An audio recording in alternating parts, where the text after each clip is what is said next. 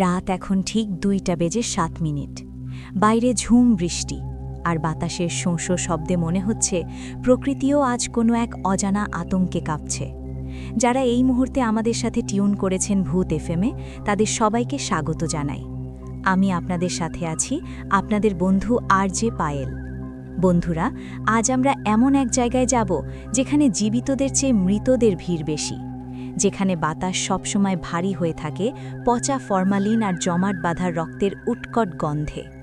হ্যাঁ, আমি কথা বলছি ঢাকা মেডিকেল কলেজের সেই অভিশপ্ত লাশ কাটার ঘর নিয়ে। আজকের কাহিনী কোনো কল্পনা নয়, বরং এক ভয়াবহ বাস্তব, যা আমাদের পাঠিয়েছেন রিয়াজ। তিনি নিজে সেখানে ডোম সহকারী হিসেবে কাজ শুরু করেছিলেন। শুরু করছি আজকের বিশেষ উপাখ্যান, ঢাকা লাশ কাটার ঘর। রিয়াজ তখন মাত্র 20 বছরের এক টকবগে যুবক। গ্রামের বাড়ি থেকে ঢাকায় এসেছে অভাবের তাড়নায়। অনেক চেষ্টার পর যখন কোথাও চাকরি মেলছিল না, তখন এক দূর সম্পর্কের চাচার মাধ্যমে কাজ পেল ঢাকা মেডিকেলের মর্গে। সবাই বারণ করেছিল, বলেছিল, ওখানে যাস না রিয়াজ, ওই দেওয়ালে দেওয়ালের মাঝখানে মানুষের আত্মা বন্দী হয়ে আছে। কিন্তু রিয়াজ শোনেনি। রিয়াজ যখন প্রথম দিন মর্গের গেটে দাঁড়ালো, ঘড়িতে তখন রাত 1টা। পুরো হাসপাতাল এলাকা নিঝুম। করিডরের ফ্লুরোসেন্ট আলোগুলো মিটমিট করছে। প্রতিটি নিঃশ্বাস যেন ফিরে আসছে প্রতিধ্বনি হয়ে। মর্গের ইনচার্জ মোতালেব চাচা রিয়াজকে একটা লোহার চাবির গোছা ধরিয়ে দিলেন। তার হাতে ধরা ছিল একটা পুরনো হারিকেন। মোতালেব চাচার চোখগুলো কোটরাগত, চামড়া কুঁচকে গেছে। তিনি রিয়াজের চোখের দিকে তাকিয়ে শীতল গলায় বললেন, শোন বাজান, এই জায়গায় কাজ করতে হইলে কলিজাটা পাথরের করতে হয়। জ্যান্ত মানুষের চেয়ে মরা মানুষের লগে এখানে বসবাস বেশি। আর মনে রাখবি, এখানে যা দেখবি তা কোনো দিন বাইরের কাউরে কবি না। এইখানে মৃতরা ঘুমায় না, তারা পাহারা দেয়। রিয়াজ ভাবল মোতালেব চাচা হয়তো তাকে ভয় দেখাচ্ছেন, কিন্তু সেই রাতেই তার ভুল ভেঙে গেল। মর্গের ভেতরে লম্বা সারি সারি স্টিলের টেবিল, তার উপরে সাদা কাপড়ে ঢাকা একটি নিথর দেহ। রিয়াজের কাজ ছিল টেবিলগুলো পরিষ্কার করা আর লাশগুলো ট্রলিতে করে ফ্রিজে রাখা। বন্ধুরা, কল্পনা করুন সেই দৃশ্য। চারিদিকে নিকষ কালো অন্ধকার, মাঝে মাঝে বিদ্যুতের চমকানির আলোতে দেখা যাচ্ছে বিভৎস সব মৃতদেহ। হঠাৎ রিয়াজ লক্ষ্য করল 12 নম্বর টেবিলের ওপর রাখা একটা লাশের চাদরটা মেঝেতে পড়ে আছে। সে ভাবল বাতাসের ধাক্কায় হয়তো পড়েছে। সে কাঁপা কাঁপা হাতে চাদরটা তুলে লাশটা ঢাকতে গেল। রিয়াজ চমকে উঠল। চাদর ঢাকা দিতে গিয়ে সে দেখল লাশটি একজন তরুণীর। তার গলাটা বিভৎসভাবে কাটা, আর সেই কাটা অংশ দিয়ে এখনও কালো রক্ত চুইয়ে পড়ছে। রিয়াজের হাত কাঁপছিল। সে দ্রুত চাদরটা টেনে দিতেই অনুভব করল কেউ একজন তার কবজিটা শক্ত করে চেপে ধরেছে। না, কোনো মানুষ নয়, সেই মরা তরুণীর হিমশীতল হাতটা রিয়াজের কবজি কামড়ে ধরেছে। রিয়াজ চিৎকার করতে চাইল, কিন্তু তার গলা দিয়ে কোনো শব্দ বেরোল না। সে দেখল মেয়েটির বন্ধ চোখগুলো ধীরে ধীরে খুলছে। তার চোখের মনি নেই, শুধু সাদা দুটো গর্ত। সে ফিসফিস করে বলল, আমাকে কাটতে দিস না, আমাকে ওরা এখনও জ্যান্ত কবর দেবে। রিয়াজ ঝটকা দিয়ে হাতটা ছাড়িয়ে নিয়ে পেছনের দিকে দৌড় দিল, কিন্তু অন্ধকার করিডরে সে দিকভ্রান্ত হয়ে পড়ল। পেছনে শোনা যাচ্ছে সেই মৃতদেহের ট্রলি গড়িয়ে আসার শব্দ। ক্রিচ ক্রিচ ক্রিচ, যেন কেউ ট্রলিটা ঠেলে তার দিকেই আসছে। সে হাঁপাতে হাঁপাতে মোতালেব চাচার রুমের দিকে ছুটল, কিন্তু রুমের সামনে গিয়ে দেখল মোতালেব চাচা সেখানে নেই। টেবিলের উপর রাখা তার চশমাটা ভাঙা, আর মেঝেতে ছোপ ছোপ টাটকা রক্ত। শ্রোতা বন্ধুরা, গল্পটা কেবল শুরু।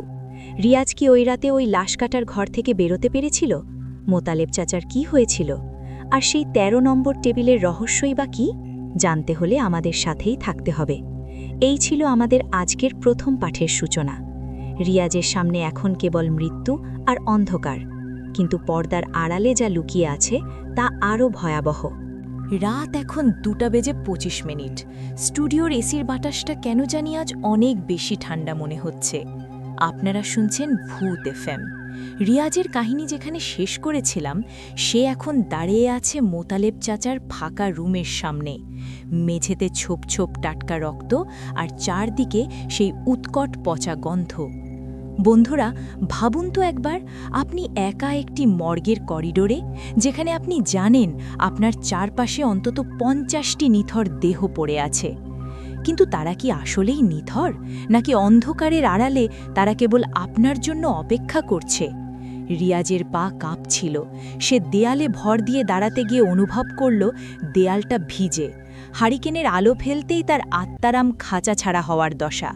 দেয়াল বেয়ে লাল রক্ত গড়িয়ে পড়ছে, ঠিক যেন দেয়ালটা ঘামছে, আর সেই ঘামগুলো রক্তের মতো লাল। রিয়াজ বিড়বিড় করে বলতে লাগল, আয়েতুল কুরসি, আয়েতুল কুরসি। কিন্তু তার স্মৃতি যেন আজ কাজ করছে না। ভয়ে সে সব কিছু ভুলে যাচ্ছে। হঠাৎ করিডোরের শেষ মাথায় একটি ছায়া নড়ে উঠল। রিয়াজ দেখল সাদা এপ্রন পরা কেউ একজন পিঠ ঘুরিয়ে দাঁড়িয়ে আছে। লোকটা কুঁজো হয়ে কি যেন একটা কাটছে। চাক চাক চাক, সেই মাংস কাটার শব্দ নিস্তব্ধ মর্গে প্রতিধ্বনিত হচ্ছে। রিয়াজ সাহস সঞ্চয় করে ডাকল, মোতালেব চাচা, আপনি কি ওখানে? ছায়াটি নড়ল না, কিন্তু মাংস কাটার শব্দটা বন্ধ হয়ে গেল। 1 সেকেন্ড, 2 সেকেন্ড, তারপর একটি অমানসিক কণ্ঠস্বর ভেসে এলো, যা মোতালেব চাচার মতো শোনালেও তাতে যেন এক আদিম হিংস্রতা মিশে আছে। রিয়াজ, আয়শা পড়শোস, তাড়াতাড়ি আয়। 13 নম্বর টেবিলের মেহমান রে সেলাই করতে হইব, ও খুব ছটফট করতেছে। রিয়াজ মন্ত্রমুগ্ধর মতো এগিয়ে গেল। তার মস্তিষ্ক বলছে পালানো উচিত, কিন্তু তার পা দুটো যেন অন্য কারো ইশারায় চলছে। 13 নম্বর টেবিলের সামনে পৌঁছতেই সে দেখল টেবিলটা কাঁপছে। না, শুধু টেবিল নয়, পুরো ফ্লোরটা যেন কাঁপছে। টেবিলের ওপর শুয়ে আছে বিশালদেহী এক লোক। তার সারা শরীর পুড়ে কয়লা হয়ে গেছে। অগ্নিকাণ্ডে মারা যাওয়া কোনো হতভাগ্য। কিন্তু আশ্চর্যের বিষয় হলো, সেই পুড়ে যাওয়া ঠোঁট দুটো নড়ছে। লোকটা শ্বাস নিচ্ছে। মোতালেব চাচা অথবা তার মতো দেখতে কেউ একজন রিয়াজের দিকে একটা সুই আর মোটা সুতো বাড়িয়ে দিয়ে বললেন, ধর, এর বুকটা সেলাই কর, ভিতরের কলিজাটা বারবার বাইরে আসতে চায়, ওরে শান্ত কর। রিয়াজ দেখল মোতালেব চাচার চোখের মণি দুটো সম্পূর্ণ কালো, কোনো সাদা অংশ নেই। রিয়াজ যখন সুইটা হাতে নিল, তখন সেই পুড়ে যাওয়া লাশটি হঠাৎ রিয়াজের কলার চেপে ধরল। আগুনের তাপে ঝলসে যাওয়া সেই চামড়া থেকে ধোঁয়া বেরোচ্ছে। রিয়াজ যন্ত্রণায় চিৎকার করে উঠল, কারণ সেই স্পর্শে তার নিজের শরীরও যেন পুড়তে শুরু করেছে। আর যে পায়েল, বন্ধুরা, আপনাদের কি গায়ের লোম খাড়া হয়ে যাচ্ছে? রিয়াজ তখন যা দেখল তা শোনার জন্য কি আপনারা প্রস্তুত? লাশটি রিয়াজের কানে কানে ফিসফিস করে বলল, মোতালেব তো গত বছরই মরে গেছে রিয়াজ, তাহলে এইটা কে? রিয়াজ এক ঝটকায় পেছনে তাকাতেই দেখল মোতালেব চাচা বলে কেউ নেই। সেখানে দাঁড়িয়ে আছে একটি কঙ্কালসার বিভৎস শরীর, যার মুখে চামড়া নেই, শুধু ঝুলে থাকা লাল মাংস। সে খিলখিল করে হাসছে। সেই হাসির শব্দে মর্গের সিসিটিভি ক্যামেরাগুলো একে একে ফেটে যেতে শুরু করল। রিয়াজ বুঝতে পারল সে এক মহা বিপদে পড়েছে। সে যে চাবির গোছাটা হাতে ধরে আছে সেটা হঠাৎ তপ্ত লোহার মতো গরম হয়ে উঠল। রিয়াজ দেখল করিডরের 2 পাশে রাখা লাশের ড্রয়ারগুলো একে একে নিজে থেকেই খুলতে শুরু করেছে। ধড়াস, ধড়াস, ধড়াস। প্রতিটি ড্রয়ার থেকে একটা করে সাদা চাদর মোড়া লাশ উঠে বসছে। তারা সবাই মুখ ঘুরিয়ে রিয়াজের দিকে তাকাচ্ছে। তাদের সবার চোখে সেই একই সাদা শূন্যতা। তারা একযোগে বলতে শুরু করল, আমগোরে সেলাই করবি না, আমগোরে খুব কষ্ট হয়, রিয়াজ আমগোরে সেলাই কর। রিয়াজ দৌড়ে মেইন গেটের দিকে গেল, কিন্তু সেখানে কোনো গেট নেই। যেখানে গেট থাকার কথা সেখানে এখন শুধুই নিরেট ইঁটের দেয়াল। সে বন্দী। এই লাশ কাটার ঘরের 13 নম্বর টেবিলের অভিশাপে সে এখন চিরদিনের জন্য বন্দী। শ্রোতা বন্ধুরা, রিয়াজ কি এই মায়াজাল ছিঁড়তে পারবে, নাকি সে নিজেই হয়ে যাবে পরবর্তী লাশ? আর মোতালেব চাচার রহস্যটা আসলে কি? গল্পের পরের অংশে আমরা আরও গভীরে যাব। আমরা জানব সেই রহস্যময় ডায়েরির কথা, যা রিয়াজ ওই রক্তের দাগের নিচে খুঁজে পেয়েছিল। রাত এখন 3:10। এই সময়টাকে বলা হয় ডেভিলস আওয়ার। রিয়াজ তখন ওই রক্তমাখা দেওয়ালের সামনে হাঁটু গেড়ে বসে আছে। তার চোখের সামনে কোনো দরজা নেই, বেরোনোর কোনো পথ নেই। কিন্তু ঠিক সেই মুহূর্তে তার নজর পড়ল মোতালেব চাচার সেই পুরনো কাঠের টেবিলটার ওপর। টেবিলের এক কোণায় পড়ে আছে একটা জরাজীর্ণ ডায়েরি। ডায়েরির মলাটটা চামড়া দিয়ে বাঁধানো, কিন্তু অদ্ভুত ব্যাপার হলো সেই চামড়াটা যেন মানুষের গায়ের চামড়ার মতো কুচকানো। রিয়াজের হাত কাঁপছে, তবুও সে ডায়েরিটা হাতে নিল। ডায়েরিটা খুলতেই এক তীব্র পচা গন্ধে রিয়াজের বমি চলে এলো। ভেতরে কোনো কলমের কালি দিয়ে লেখা নয়, মনে হচ্ছে শুকনো রক্ত দিয়ে কেউ একজন পাগলের মতো কিছু কথা লিখে গেছে। রিয়াজ হারিকেনের টিমটিমে আলোয় পড়তে শুরু করল। 1984 সাল, 13 নম্বর টেবিলটা আজকেও রক্ত চাচ্ছে। আমি মোতালেব, গত 10 বছর ধরে এই মর্গের ডোম। আমি জানি এই টেবিলের নিচে কি লুকানো আছে। ব্রিটিশ আমলে এই ঘরটা ছিল টর্চার সেল। এখানে যাদের মারা হতো তাদের কলিজা ছিঁড়ে ওই 13 নম্বর টেবিলের খোপের ভেতর রাখা হতো। এখন সেই অতৃপ্ত আত্মারা মাঝরাতে জেগে ওঠে। তারা একা থাকতে চায় না। প্রতি অমাবস্যায় এই মর্গ একজন জ্যান্ত মানুষকে চায়। আমি অনেককে বাঁচানোর চেষ্টা করেছি, কিন্তু পারি নাই। আজ আমার শেষ রাত। রিয়াজ, যদি এই ডায়েরিটা পাস, তবে মনে রাখবি, এই ঘরে কেউ মরে না, তারা শুধু তাদের রূপ বদলে ফেলে। দেখিস, আয়নায় নিজের মুখটা একবার দেখিস। ডায়েরির লেখাটা পড়ার পর রিয়াজ ধীরে ধীরে দেয়ালে টাঙানো ধুলো মাখা আয়নাটার দিকে তাকালো। তার হার্টবিট যেন বন্ধ হয়ে গেল। আয়নায় সে নিজেকে দেখছে না, আয়নায় দেখা যাচ্ছে একটা বিভৎস অবয়ব, যার সারা মুখ সেলাই করা, চোখ দুটো উপড়ে নেওয়া হয়েছে, আর তার গায়ে সেই নীল রঙের অ্যাপ্রনটা, যা রিয়াজ পড়ে আছে। রিয়াজ চিৎকার করে নিজের মুখটা স্পর্শ করল। না, সে তো ঠিকই আছে, কিন্তু আয়নার সেই বিভীষিকা ঠিক একইভাবে হাত তুলছে। তার মানে কি আয়নাটা রিয়াজের ভবিষ্যৎ দেখাচ্ছে?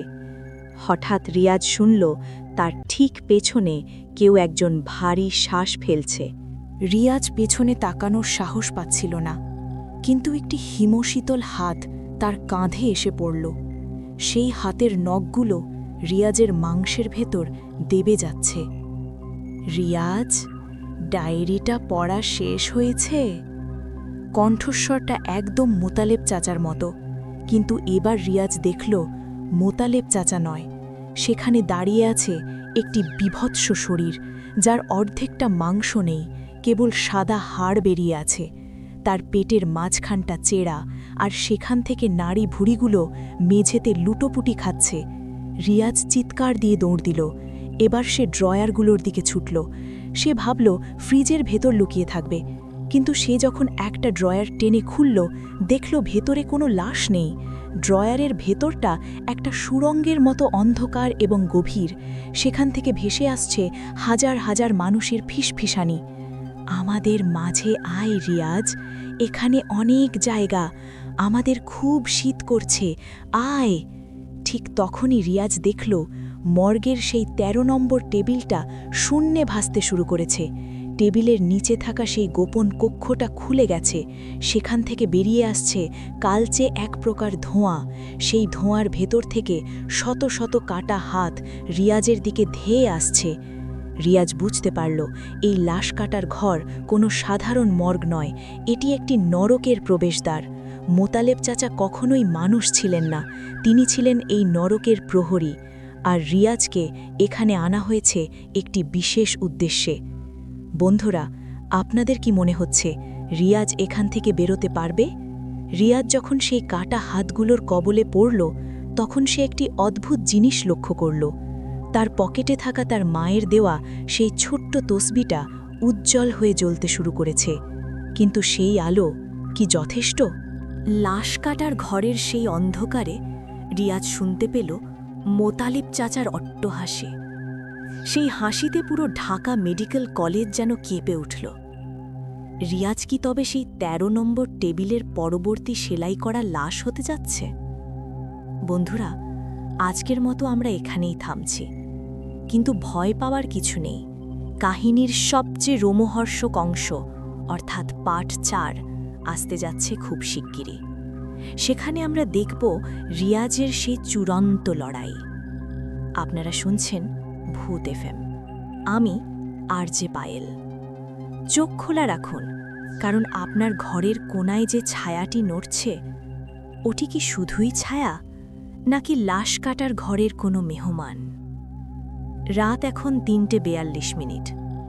বন্ধুরা, আপনারা কি কখনো ভেবেছেন আমরা যখন ঘুমিয়ে থাকি তখন শহরের পরিত্যক্ত কোণগুলোতে কি ঘটে? ঢাকা মেডিকেলের সেই মর্গটা এখন আর মর্গ নেই, ওটা এখন একটা মাংসের কারখানা। রিয়াজ দেখল তার পকেটের সেই তসবিটা উজ্জ্বল হয়ে জ্বলছে ঠিকই, কিন্তু সেই আলো যেন অন্ধকারের কাছে হেরে যাচ্ছে। সেই শত শত কাটা হাত যখন রিয়াজকে টেনে ধরল, তখন সে অনুভব করল তার শরীরের তাপমাত্রা হিমাঙ্কের নিচে নেমে যাচ্ছে। হাতগুলো শুধু তাকে ধরছে না, তারা রিয়াজের চামড়া খুঁড়ে ভেতরে ঢোকার চেষ্টা করছে। হঠাৎ সেই অন্ধকার ধোঁয়ার ভেতর থেকে ভেসে এলো মোতালেব চাচার অট্টহাসি, কিন্তু সেই হাসিতে কোনো মানুষের চিহ্ন নেই। রিয়াজ দেখল সামনের ১৩ নম্বর টেবিলের ওপর এখন আর সেই পোড়া লাশটি নেই। সেখানে এখন শুয়ে আছে মোতালেব চাচা নিজে। তার পেটটা আড়াআড়িভাবে চ্যাড়া, আর সেখান থেকে এক অদ্ভুত নীলাভ আলো বেরোচ্ছে। মোতালেব চাচা, অথবা তার রূপ ধরা সেই শয়তান, উঠে বসল। সে রিয়াজের দিকে তাকিয়ে বিদ্রূপের স্বরে বলল, রিয়াজ রে, তুই ভাবছিলি চাবির গোছা নিয়া এখান থেকে পলাইবি? এই চাবি দিয়া তুই মর্গ খুলছস ঠিকই, কিন্তু এই চাবি দিয়ে তুই নরকের দরজা খুলছস। এই চাবি রক্ত ছাড়া কাজ করে না। রিয়াজ দেখল তার হাতের চাবির গোছাটা গলে গিয়ে তার হাতের চামড়ার সাথে মিশে যাচ্ছে। অসহ্য যন্ত্রণায় সে আর্তনাদ করে উঠল। তার চোখের সামনে এখন প্রতিটি লাশের ড্রয়ার খোলা, আর প্রতিটি ড্রয়ার থেকে এক একজন ডোম বেরিয়ে আসছে, যাদের সবার চেহারা হুবহু রিয়াজের মতো। এটা ছিল এক ভয়াবহ লুপ। রিয়াজ বুঝতে পারল সে এই প্রথম এখানে আসেনি, সে বহু বছর ধরে এখানে আছে। এই লাশ কাটার ঘরে যত ডোম কাজ করে তারা সবাই আসলে একই আত্মার এক একটি টুকরো। যারা একবার এখানে ঢোকে তারা আর বেরোতে পারে না, তারা শুধু নিজেদের নাম আর পরিচয় ভুলে যায়। রিয়াজ ডায়েরির সেই শেষ পাতাটার কথা ভাবল। ডায়েরিতে লেখা ছিল, আয়নায় নিজের মুখটা দেখিস। রিয়াজ আবার সেই ভাঙা আয়নার দিকে তাকালো। এবার সে দেখল আয়নার ভেতরে সে নেই, বরং সেখানে তার মা দাঁড়িয়ে আছে। তার মা কাঁদছে। মা বলছে, বাবা রিয়াজ, পিছন ফিরিস না, ওরা তোর কলিজা চায়। রিয়াজ পাগলের মতো দৌড়াতে শুরু করল, কিন্তু ফ্লোরটা এখন আর কংক্রিটের নয়, ফ্লোরটা এখন নরম মাংসের স্তূপের মতো হয়ে গেছে। প্রতি কদমে সে দেবে যাচ্ছে। হঠাৎ সে দেখল ১৩ নম্বর টেবিলের নিচে সেই গভীর গর্তটা থেকে একটা বিশাল হুক বেরিয়ে এলো। সেই হুকটা রিয়াজের কাঁধ ফুঁড়ে দিল। আহ! রিয়াজের সেই চিৎকার মর্গের প্রতিটি কোণায় প্রতিধ্বনিত হলো। কিন্তু আশ্চর্যের বিষয় হলো, সেই চিৎকারের প্রতিধ্বনি হয়ে ফিরে এলো এক অমানসিক হাসি। রিয়াজ দেখল তাকে টেনে হিঁচড়ে নিয়ে যাওয়া হচ্ছে সেই ১৩ নম্বর টেবিলের নিচে, সেই অন্ধকারে যেখানে হাজার হাজার মানুষের কঙ্কাল গাদা করে রাখা। বন্ধুরা, কল্পনা করুন সেই দৃশ্য।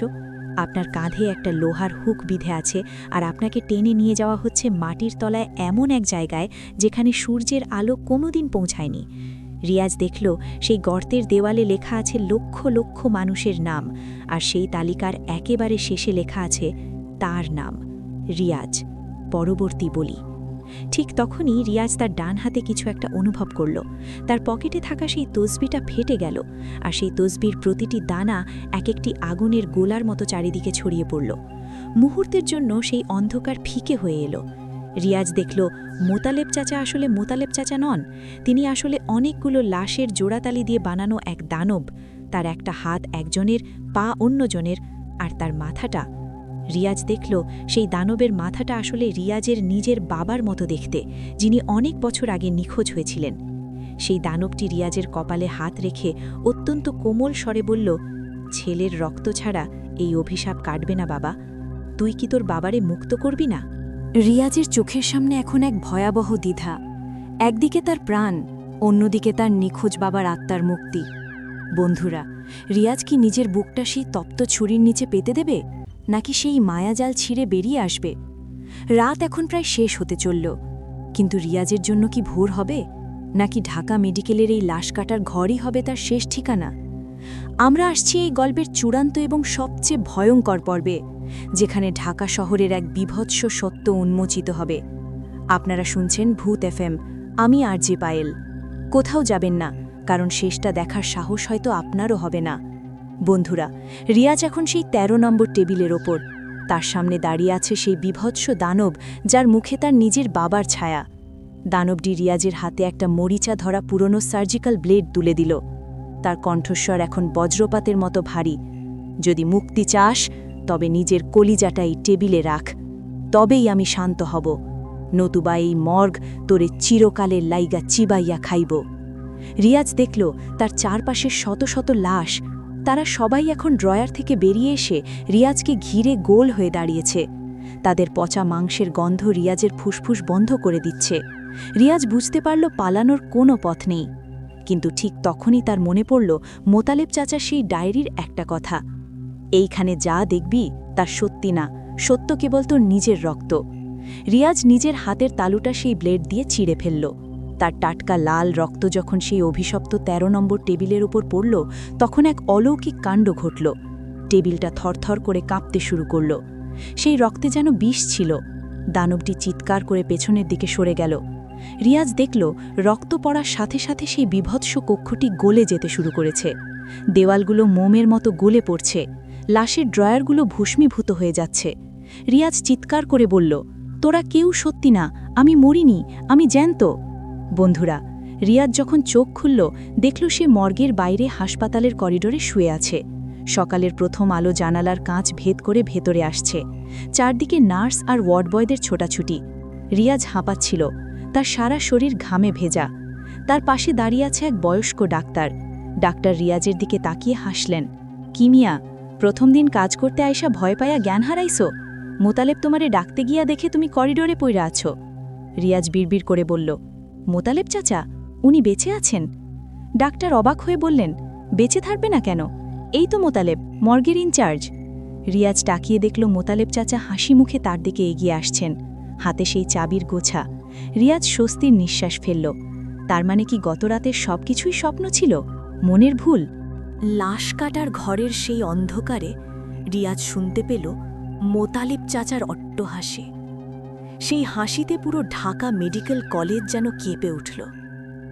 রিয়াজ কি তবে সেই ১৩ নম্বর টেবিলের পরবর্তী সেলাই করা লাশ হতে যাচ্ছে? বন্ধুরা, আজকের মতো আমরা এখানেই থামছি। কিন্তু ভয় পাওয়ার কিছু নেই। কাহিনীর সবচেয়ে রোমহর্ষক অংশ অর্থাৎ পার্ট ৪ আসতে যাচ্ছে খুব শিগগিরই। সেখানে আমরা দেখব রিয়াজের সেই চূড়ান্ত লড়াই। আপনারা শুনছেন ভূত এফএম। আমি আরজে পায়েল।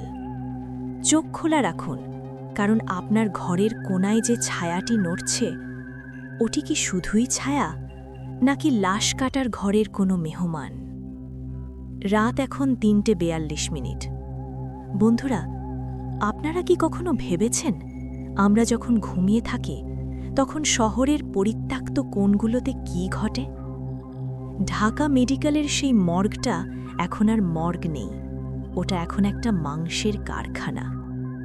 রিয়াজ দেখল তার পকেটের সেই তসবিটা উজ্জ্বল হয়ে জ্বলছে ঠিকই, কিন্তু সেই আলো যেন অন্ধকারের কাছে হেরে যাচ্ছে। সেই শত শত কাটা হাত যখন রিয়াজকে টেনে ধরল, তখন সে অনুভব করল তার শরীরের তাপমাত্রা হিমাঙ্কের নিচে নেমে যাচ্ছে। হাতগুলো শুধু তাকে ধরছে না, তারা রিয়াজের চামড়া খুঁড়ে ভেতরে ঢোকার চেষ্টা করছে। হঠাৎ সেই অন্ধকার ধোঁয়ার ভেতর থেকে ভেসে এলো মোতালেব চাচার অট্টহাসি। কিন্তু সেই হাসিতে কোনো মানুষের চিহ্ন নেই। রিয়াজ দেখল সামনের ১৩ নম্বর টেবিলের ওপর এখন আর সেই পোড়া লাশটি নেই। সেখানে এখন শুয়ে আছে মোতালেব চাচা নিজে। তার পেটটা আড়াআড়িভাবে চ্যারা, আর সেখান থেকে এক অদ্ভুত নীলাভ আলো বেরোচ্ছে। মোতালেব চাচা, অথবা তার রূপ ধরা সেই শয়তান, উঠে বসল। সে রিয়াজের দিকে তাকিয়ে বিদ্রূপের স্বরে বলল, রিয়াজ রে, তুই ভাবছিলি চাবির গোছা নিয়া এখান থেকে পলাইবি? এই চাবি দিয়া তুই মর্গ খুলছস ঠিকই, কিন্তু এই চাবি দিয়ে তুই নরকের দরজা খুলছস। এই চাবি রক্ত ছাড়া কাজ করে না। রাত এখন ঠিক 2:07।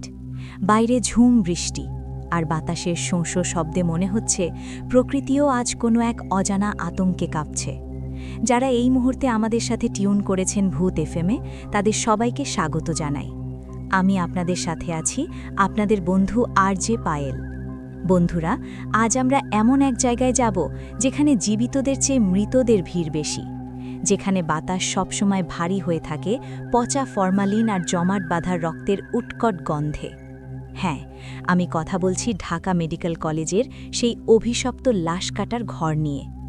আজকের কাহিনী কোনো কল্পনা নয়, বরং এক ভয়াবহ বাস্তব, যা আমাদের পাঠিয়েছেন রিয়াজ। তিনি নিজে সেখানে ডোম সহকারী হিসেবে কাজ শুরু করেছিলেন। শুরু করছি আজকের বিশেষ উপাখ্যান, ঢাকা লাশ কাটার ঘর। রিয়াজ তখন মাত্র 20 বছরের এক টকবগে যুবক।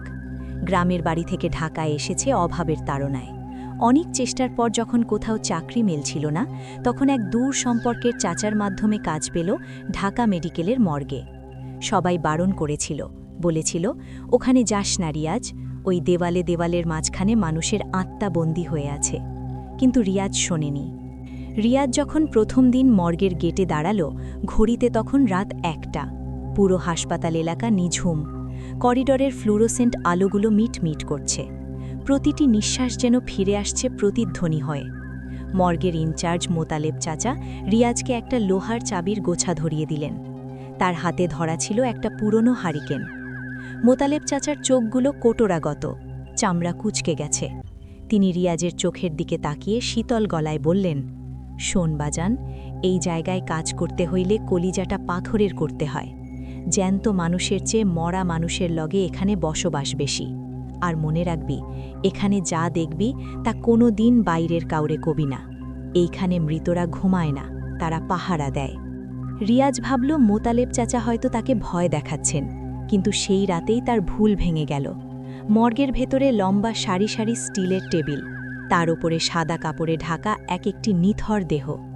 রিয়াজের কাজ ছিল টেবিলগুলো পরিষ্কার করা আর লাশগুলো ট্রলিতে করে ফ্রিজে রাখা। বন্ধুরা, কল্পনা করুন সেই দৃশ্য। চারিদিকে নিকষ কালো অন্ধকার, মাঝে মাঝে বিদ্যুতের চমকানির আলোতে দেখা যাচ্ছে বিভৎস সব মৃতদেহ। হঠাৎ রিয়াজ লক্ষ্য করল 12 নম্বর টেবিলের ওপর রাখা একটা লাশের চাদরটা মেঝেতে পড়ে আছে। সে ভাবল বাতাসের ধাক্কায় হয়তো পড়েছে।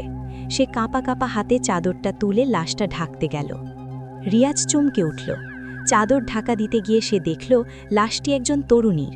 তার গলাটা বিভৎসভাবে কাটা, আর সেই কাটা অংশ দিয়ে এখনও কালো রক্ত চুইয়ে পড়ছে। রিয়াজের হাত কাঁপছিল। সে দ্রুত চাদরটা টেনে দিতেই অনুভব করল কেউ একজন তার কবজিটা শক্ত করে চেপে ধরেছে। না, কোনো মানুষ নয়, সেই মরা তরুণীর হিমশীতল হাতটা রিয়াজের কবজি কামড়ে ধরেছে।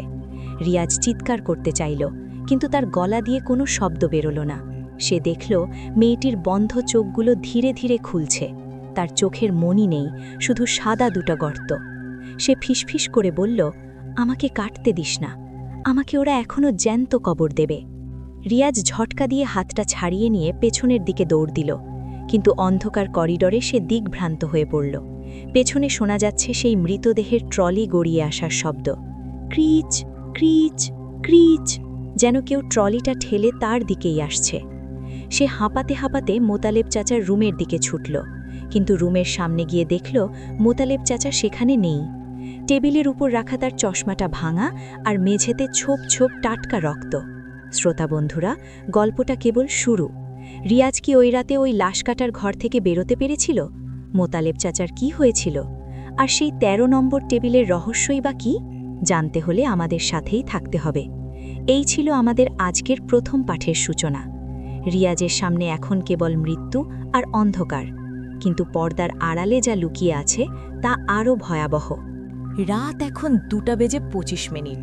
স্টুডিওর এসির বাতাসটা কেন জানি আজ অনেক বেশি ঠান্ডা মনে হচ্ছে। আপনারা শুনছেন ভূত এফএম। রিয়াজের কাহিনী যেখানে শেষ করেছিলাম, সে এখন দাঁড়িয়ে আছে মোতালেব চাচার ফাঁকা রুমের সামনে। মেঝেতে ছোপ ছোপ টাটকা রক্ত, আর চারদিকে সেই উৎকট পচা গন্ধ। বন্ধুরা, ভাবুন তো একবার, আপনি একা একটি মর্গের করিডোরে, যেখানে আপনি জানেন আপনার চারপাশে অন্তত 50টি নিথর দেহ পড়ে আছে। কিন্তু তারা কি আসলেই নিথর, নাকি অন্ধকারের আড়ালে তারা কেবল আপনার জন্য অপেক্ষা করছে? রিয়াজের পা কাঁপছিল। সে দেয়ালে ভর দিয়ে দাঁড়াতে গিয়ে অনুভব করল দেয়ালটা ভিজে, হারিকেনের আলো ফেলতেই তার আত্মারাম খাঁচা ছাড়া হওয়ার দশা। দেয়াল বেয়ে লাল রক্ত গড়িয়ে পড়ছে, ঠিক যেন দেয়ালটা ঘামছে, আর সেই ঘামগুলো রক্তের মতো লাল। রিয়াজ বিড়বিড় করে বলতে লাগল, আয়েতুল কুরসি, আয়েতুল কুরসি। কিন্তু তার স্মৃতি যেন আজ কাজ করছে না। ভয়ে সে সব কিছু ভুলে যাচ্ছে। হঠাৎ করিডোরের শেষ মাথায় একটি ছায়া নড়ে উঠল। রিয়াজ দেখল সাদা এপ্রন পরা কেউ একজন পিঠ ঘুরিয়ে দাঁড়িয়ে আছে। লোকটা কুঁজো হয়ে কি যেন একটা কাটছে। চাক চাক চাক, সেই মাংস কাটার শব্দ নিস্তব্ধ মর্গে প্রতিধ্বনিত হচ্ছে। রিয়াজ সাহস সঞ্চয় করে ডাকল, মোতালেব চাচা, আপনি কি ওখানে? ছায়াটি নড়ল না, কিন্তু মাংস কাটার শব্দটা বন্ধ হয়ে গেল। 1 সেকেন্ড, 2 সেকেন্ড, তারপর একটি অমানুষিক কণ্ঠস্বর ভেসে এলো, যা মোতালেব চাচার মতো শোনালেও তাতে যেন এক আদিম হিংস্রতা মিশে আছে। রিয়াজ, আয়শা পড়শোস, তাড়াতাড়ি আয়। 13 নম্বর টেবিলের মেহমান রে সেলাই করতে হইব, ও খুব ছটফট করতেছে। রিয়াজ মন্ত্রমুগ্ধর মতো এগিয়ে গেল। তার মস্তিষ্ক বলছে পালানো উচিত, কিন্তু তার পা দুটো যেন অন্য কারো ইশারায় চলছে। 13 নম্বর টেবিলের সামনে পৌঁছতেই সে দেখল টেবিলটা কাঁপছে। না, শুধু টেবিল নয়, পুরো ফ্লোরটা যেন কাঁপছে। টেবিলের ওপর শুয়ে আছে বিশালদেহী এক লোক। তার সারা শরীর পুড়ে কয়লা হয়ে গেছে, অগ্নিকাণ্ডে মারা যাওয়া কোনো হতভাগ্য। কিন্তু আশ্চর্যের বিষয় হলো, সেই পুড়ে যাওয়া ঠোঁট দুটো নড়ছে, লোকটা শ্বাস নিচ্ছে। মোতালেব চাচা অথবা তার মতো দেখতে কেউ একজন রিয়াজের দিকে একটা সুই আর মোটা সুতো বাড়িয়ে দিয়ে বললেন, ধর, এর বুকটা সেলাই কর, ভিতরের কলিজাটা বারবার বাইরে আসতে চায়, ওরে শান্ত কর। রিয়াজ দেখল মোতালেব চাচার চোখের মণি দুটো সম্পূর্ণ কালো, কোনো সাদা অংশ নেই। রিয়াজ যখন সুইটা হাতে নিল, তখন সেই পুড়ে যাওয়া লাশটি হঠাৎ রিয়াজের কলার চেপে ধরল। আগুনের তাপে ঝলসে যাওয়া সেই চামড়া থেকে ধোঁয়া বেরোচ্ছে। রিয়াজ যন্ত্রণায় চিৎকার করে উঠল, কারণ সেই স্পর্শে তার নিজের শরীরও যেন পুড়তে শুরু করেছে। আর যে পায়েল, বন্ধুরা, আপনাদের কি গায়ের লোম খাড়া হয়ে যাচ্ছে? রিয়াজ তখন যা দেখল তা শোনার জন্য কি আপনারা প্রস্তুত? লাশটি রিয়াজের কানে কানে ফিসফিস করে বলল, মোতালেব তো গত বছরই মরে গেছে রিয়াজ, তাহলে এইটা কে? রিয়াজ এক ছটকায় পেছনে তাকাতেই দেখল মোতালেব চাচা বলে কেউ নেই। সেখানে দাঁড়িয়ে আছে একটি কঙ্কালসার বিভৎস শরীর, যার মুখে চামড়া নেই, শুধু ঝুলে থাকা লাল মাংস। সে খিলখিল করে হাসছে। সেই হাসির শব্দে মর্গের সিসিটিভি ক্যামেরাগুলো একে একে ফেটে যেতে শুরু করল। রিয়াজ বুঝতে পারল সে এক মহা বিপদে পড়েছে। সে যে চাবির গোছাটা হাতে ধরে আছে সেটা হঠাৎ তপ্ত লোহার মতো গরম হয়ে উঠল। রিয়াজ দেখল করিডরের 2 পাশে রাখা লাশের ড্রয়ারগুলো একে একে নিজে থেকেই খুলতে শুরু করেছে। ধড়াস ধড়াস ধড়াস। প্রতিটি ড্রয়ার থেকে একটা করে সাদা চাদর মোড়া লাশ উঠে বসছে। তারা সবাই মুখ ঘুরিয়ে রিয়াজের দিকে তাকাচ্ছে। তাদের সবার চোখে সেই একই সাদা শূন্যতা।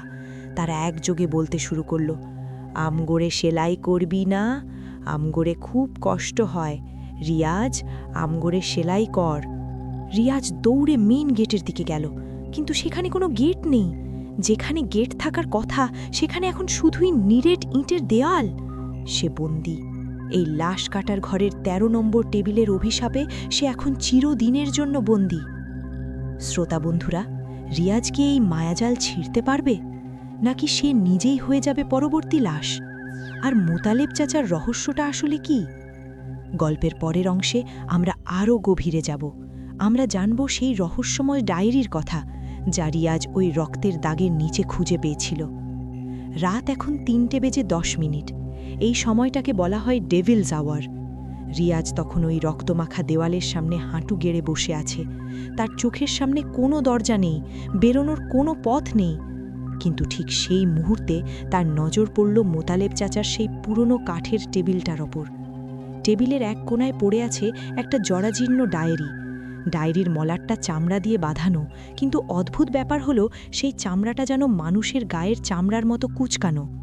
রিয়াজের হাত কাঁপছে, তবুও সে ডায়েরিটা হাতে নিল। ডায়েরিটা খুলতেই এক তীব্র পচা গন্ধে রিয়াজের বমি চলে এলো।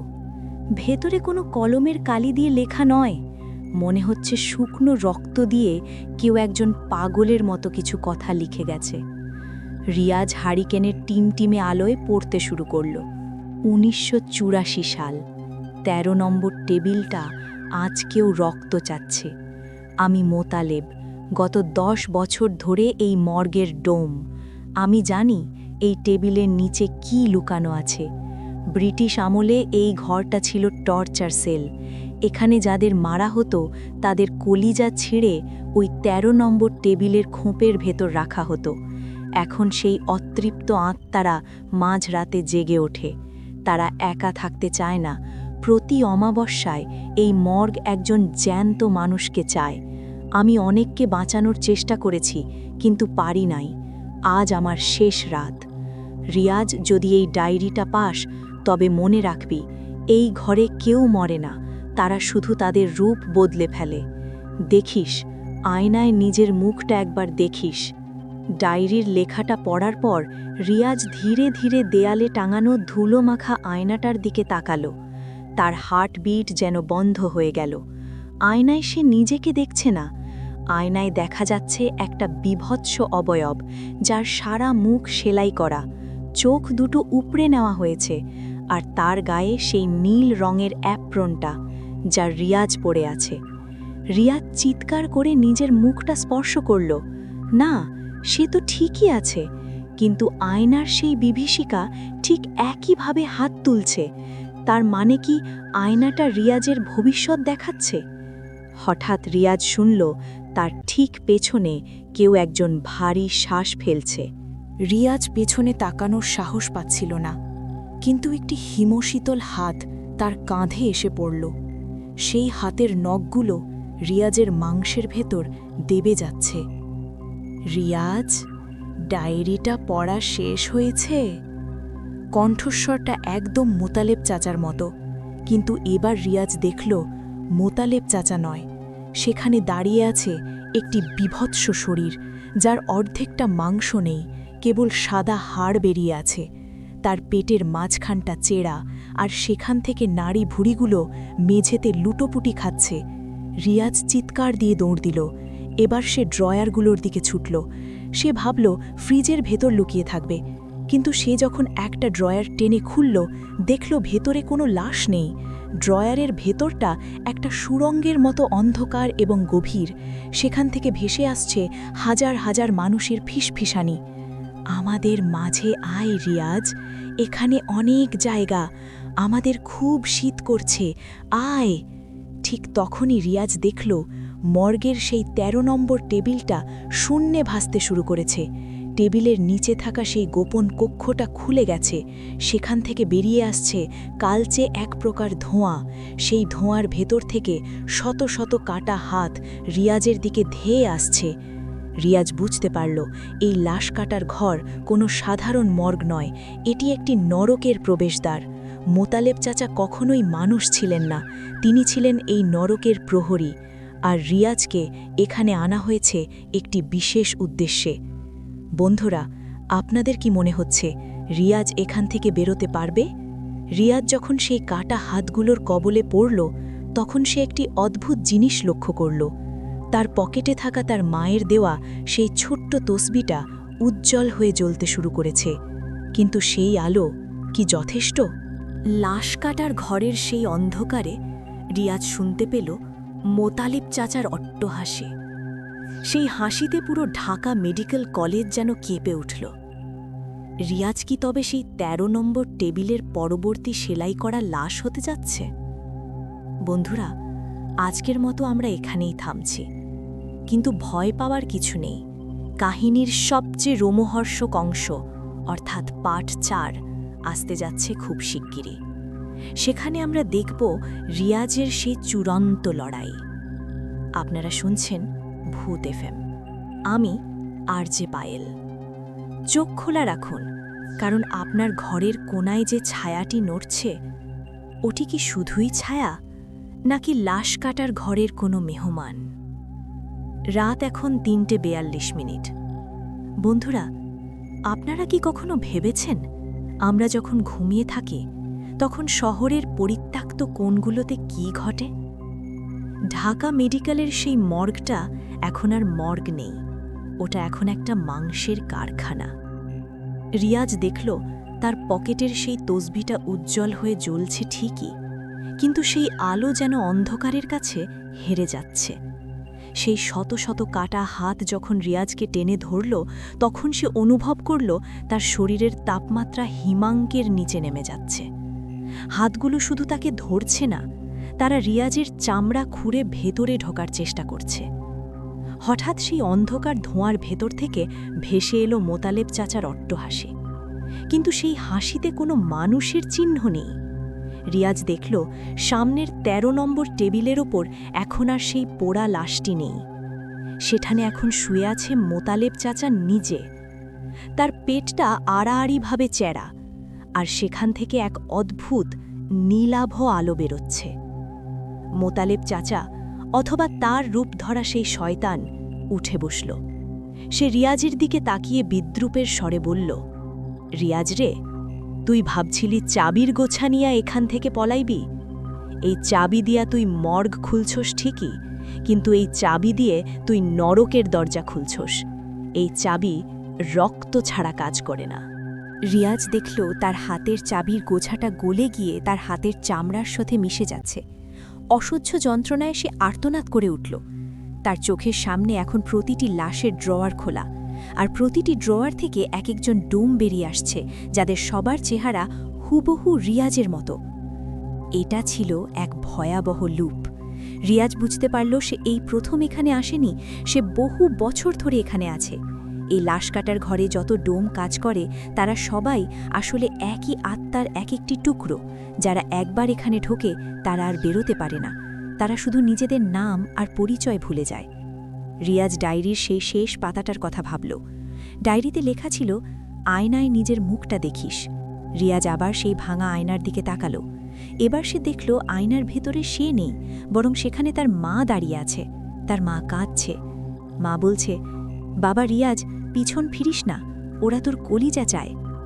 রিয়াজ পাগলের মতো দৌড়াতে শুরু করল, কিন্তু ফ্লোরটা এখন আর কংক্রিটের নয়, ফ্লোরটা এখন নরম মাংসের স্তূপের মতো হয়ে গেছে। প্রতি কদমে সে দেবে যাচ্ছে। হঠাৎ সে দেখল ১৩ নম্বর টেবিলের নিচে সেই গভীর গর্তটা থেকে একটা বিশাল হুক বেরিয়ে এলো। সেই হুকটা রিয়াজের কাঁধ ফুঁড়ে দিল। আহ! রিয়াজের সেই চিৎকার মর্গের প্রতিটি কোণায় প্রতিধ্বনিত হল। কিন্তু আশ্চর্যের বিষয় হল, সেই চিৎকারের প্রতিধ্বনি হয়ে ফিরে এলো এক অমানসিক হাসি। রিয়াজ দেখল তাকে টেনে হিঁচড়ে নিয়ে যাওয়া হচ্ছে সেই ১৩ নম্বর টেবিলের নিচে, সেই অন্ধকারে যেখানে হাজার হাজার মানুষের কঙ্কাল গাদা করে রাখা। বন্ধুরা, কল্পনা করুন সেই দৃশ্য। আপনার কাঁধে একটা লোহার হুক বিঁধে আছে, আর আপনাকে টেনে নিয়ে যাওয়া হচ্ছে মাটির তলায় এমন এক জায়গায় যেখানে সূর্যের আলো কোনোদিন পৌঁছায়নি। রিয়াজ দেখল সেই গর্তের দেওয়ালে লেখা আছে লক্ষ লক্ষ মানুষের নাম, আর সেই তালিকার একেবারে শেষে লেখা আছে তার নাম, রিয়াজ। পরবর্তী বলি। ঠিক তখনই রিয়াজ তার ডান হাতে কিছু একটা অনুভব করল। তার পকেটে থাকা সেই তসবিটা ফেটে গেল, আর সেই তসবির প্রতিটি দানা এক একটি আগুনের গোলার মতো চারিদিকে ছড়িয়ে পড়ল। মুহূর্তের জন্য সেই অন্ধকার ফিকে হয়ে এলো। রিয়াজ দেখল মোতালেব চাচা আসলে মোতালেব চাচা নন, তিনি আসলে অনেকগুলো লাশের জোড়াতালি দিয়ে বানানো এক দানব। তার একটা হাত একজনের, পা অন্যজনের, আর তার মাথাটা। রিয়াজ দেখল সেই দানবের মাথাটা আসলে রিয়াজের নিজের বাবার মতো দেখতে, যিনি অনেক বছর আগে নিখোঁজ হয়েছিলেন। সেই দানবটি রিয়াজের কপালে হাত রেখে অত্যন্ত কোমল স্বরে বলল, ছেলের রক্ত ছাড়া এই অভিশাপ কাটবে না বাবা, তুই কি তোর বাবারে মুক্ত করবি না? রিয়াজের চোখের সামনে এখন এক ভয়াবহ দ্বিধা। একদিকে তার প্রাণ, অন্যদিকে তার নিখোঁজ বাবার আত্মার মুক্তি। বন্ধুরা, রিয়াজ কি নিজের বুকটা সেই তপ্ত ছুরির নিচে পেতে দেবে, নাকি সেই মায়াজাল ছিঁড়ে বেরিয়ে আসবে? রাত এখন প্রায় শেষ হতে চলল, কিন্তু রিয়াজের জন্য কি ভোর হবে, নাকি ঢাকা মেডিকেলের এই লাশ কাটার ঘরই হবে তার শেষ ঠিকানা? আমরা আসছি এই গল্পের চূড়ান্ত এবং সবচেয়ে ভয়ঙ্কর পর্বে, যেখানে ঢাকা শহরের এক বীভৎস সত্য উন্মোচিত হবে। আপনারা শুনছেন ভূত এফএম, আমি আরজে পায়েল। কোথাও যাবেন না, কারণ শেষটা দেখার সাহস হয়তো আপনারও হবে না। বন্ধুরা, রিয়াজ এখন সেই ১৩ নম্বর টেবিলের ওপর। তার সামনে দাঁড়িয়ে আছে সেই বীভৎস দানব, যার মুখে তার নিজের বাবার ছায়া। দানবটি রিয়াজের হাতে একটা মরিচা ধরা পুরনো সার্জিক্যাল ব্লেড তুলে দিল। তার কণ্ঠস্বর এখন বজ্রপাতের মতো ভারী। যদি মুক্তি চাস তবে নিজের কলিজাটাই টেবিলে রাখ, তবেই আমি শান্ত হব, নতুবা এই মর্গ তোরে চিরকালের লাইগা চিবাইয়া খাইব। রিয়াজ দেখল তার চারপাশের শত শত লাশ, তারা সবাই এখন ড্রয়ার থেকে বেরিয়ে এসে রিয়াজকে ঘিরে গোল হয়ে দাঁড়িয়েছে। তাদের পচা মাংসের গন্ধ রিয়াজের ফুসফুস বন্ধ করে দিচ্ছে। রিয়াজ বুঝতে পারল পালানোর কোনো পথ নেই।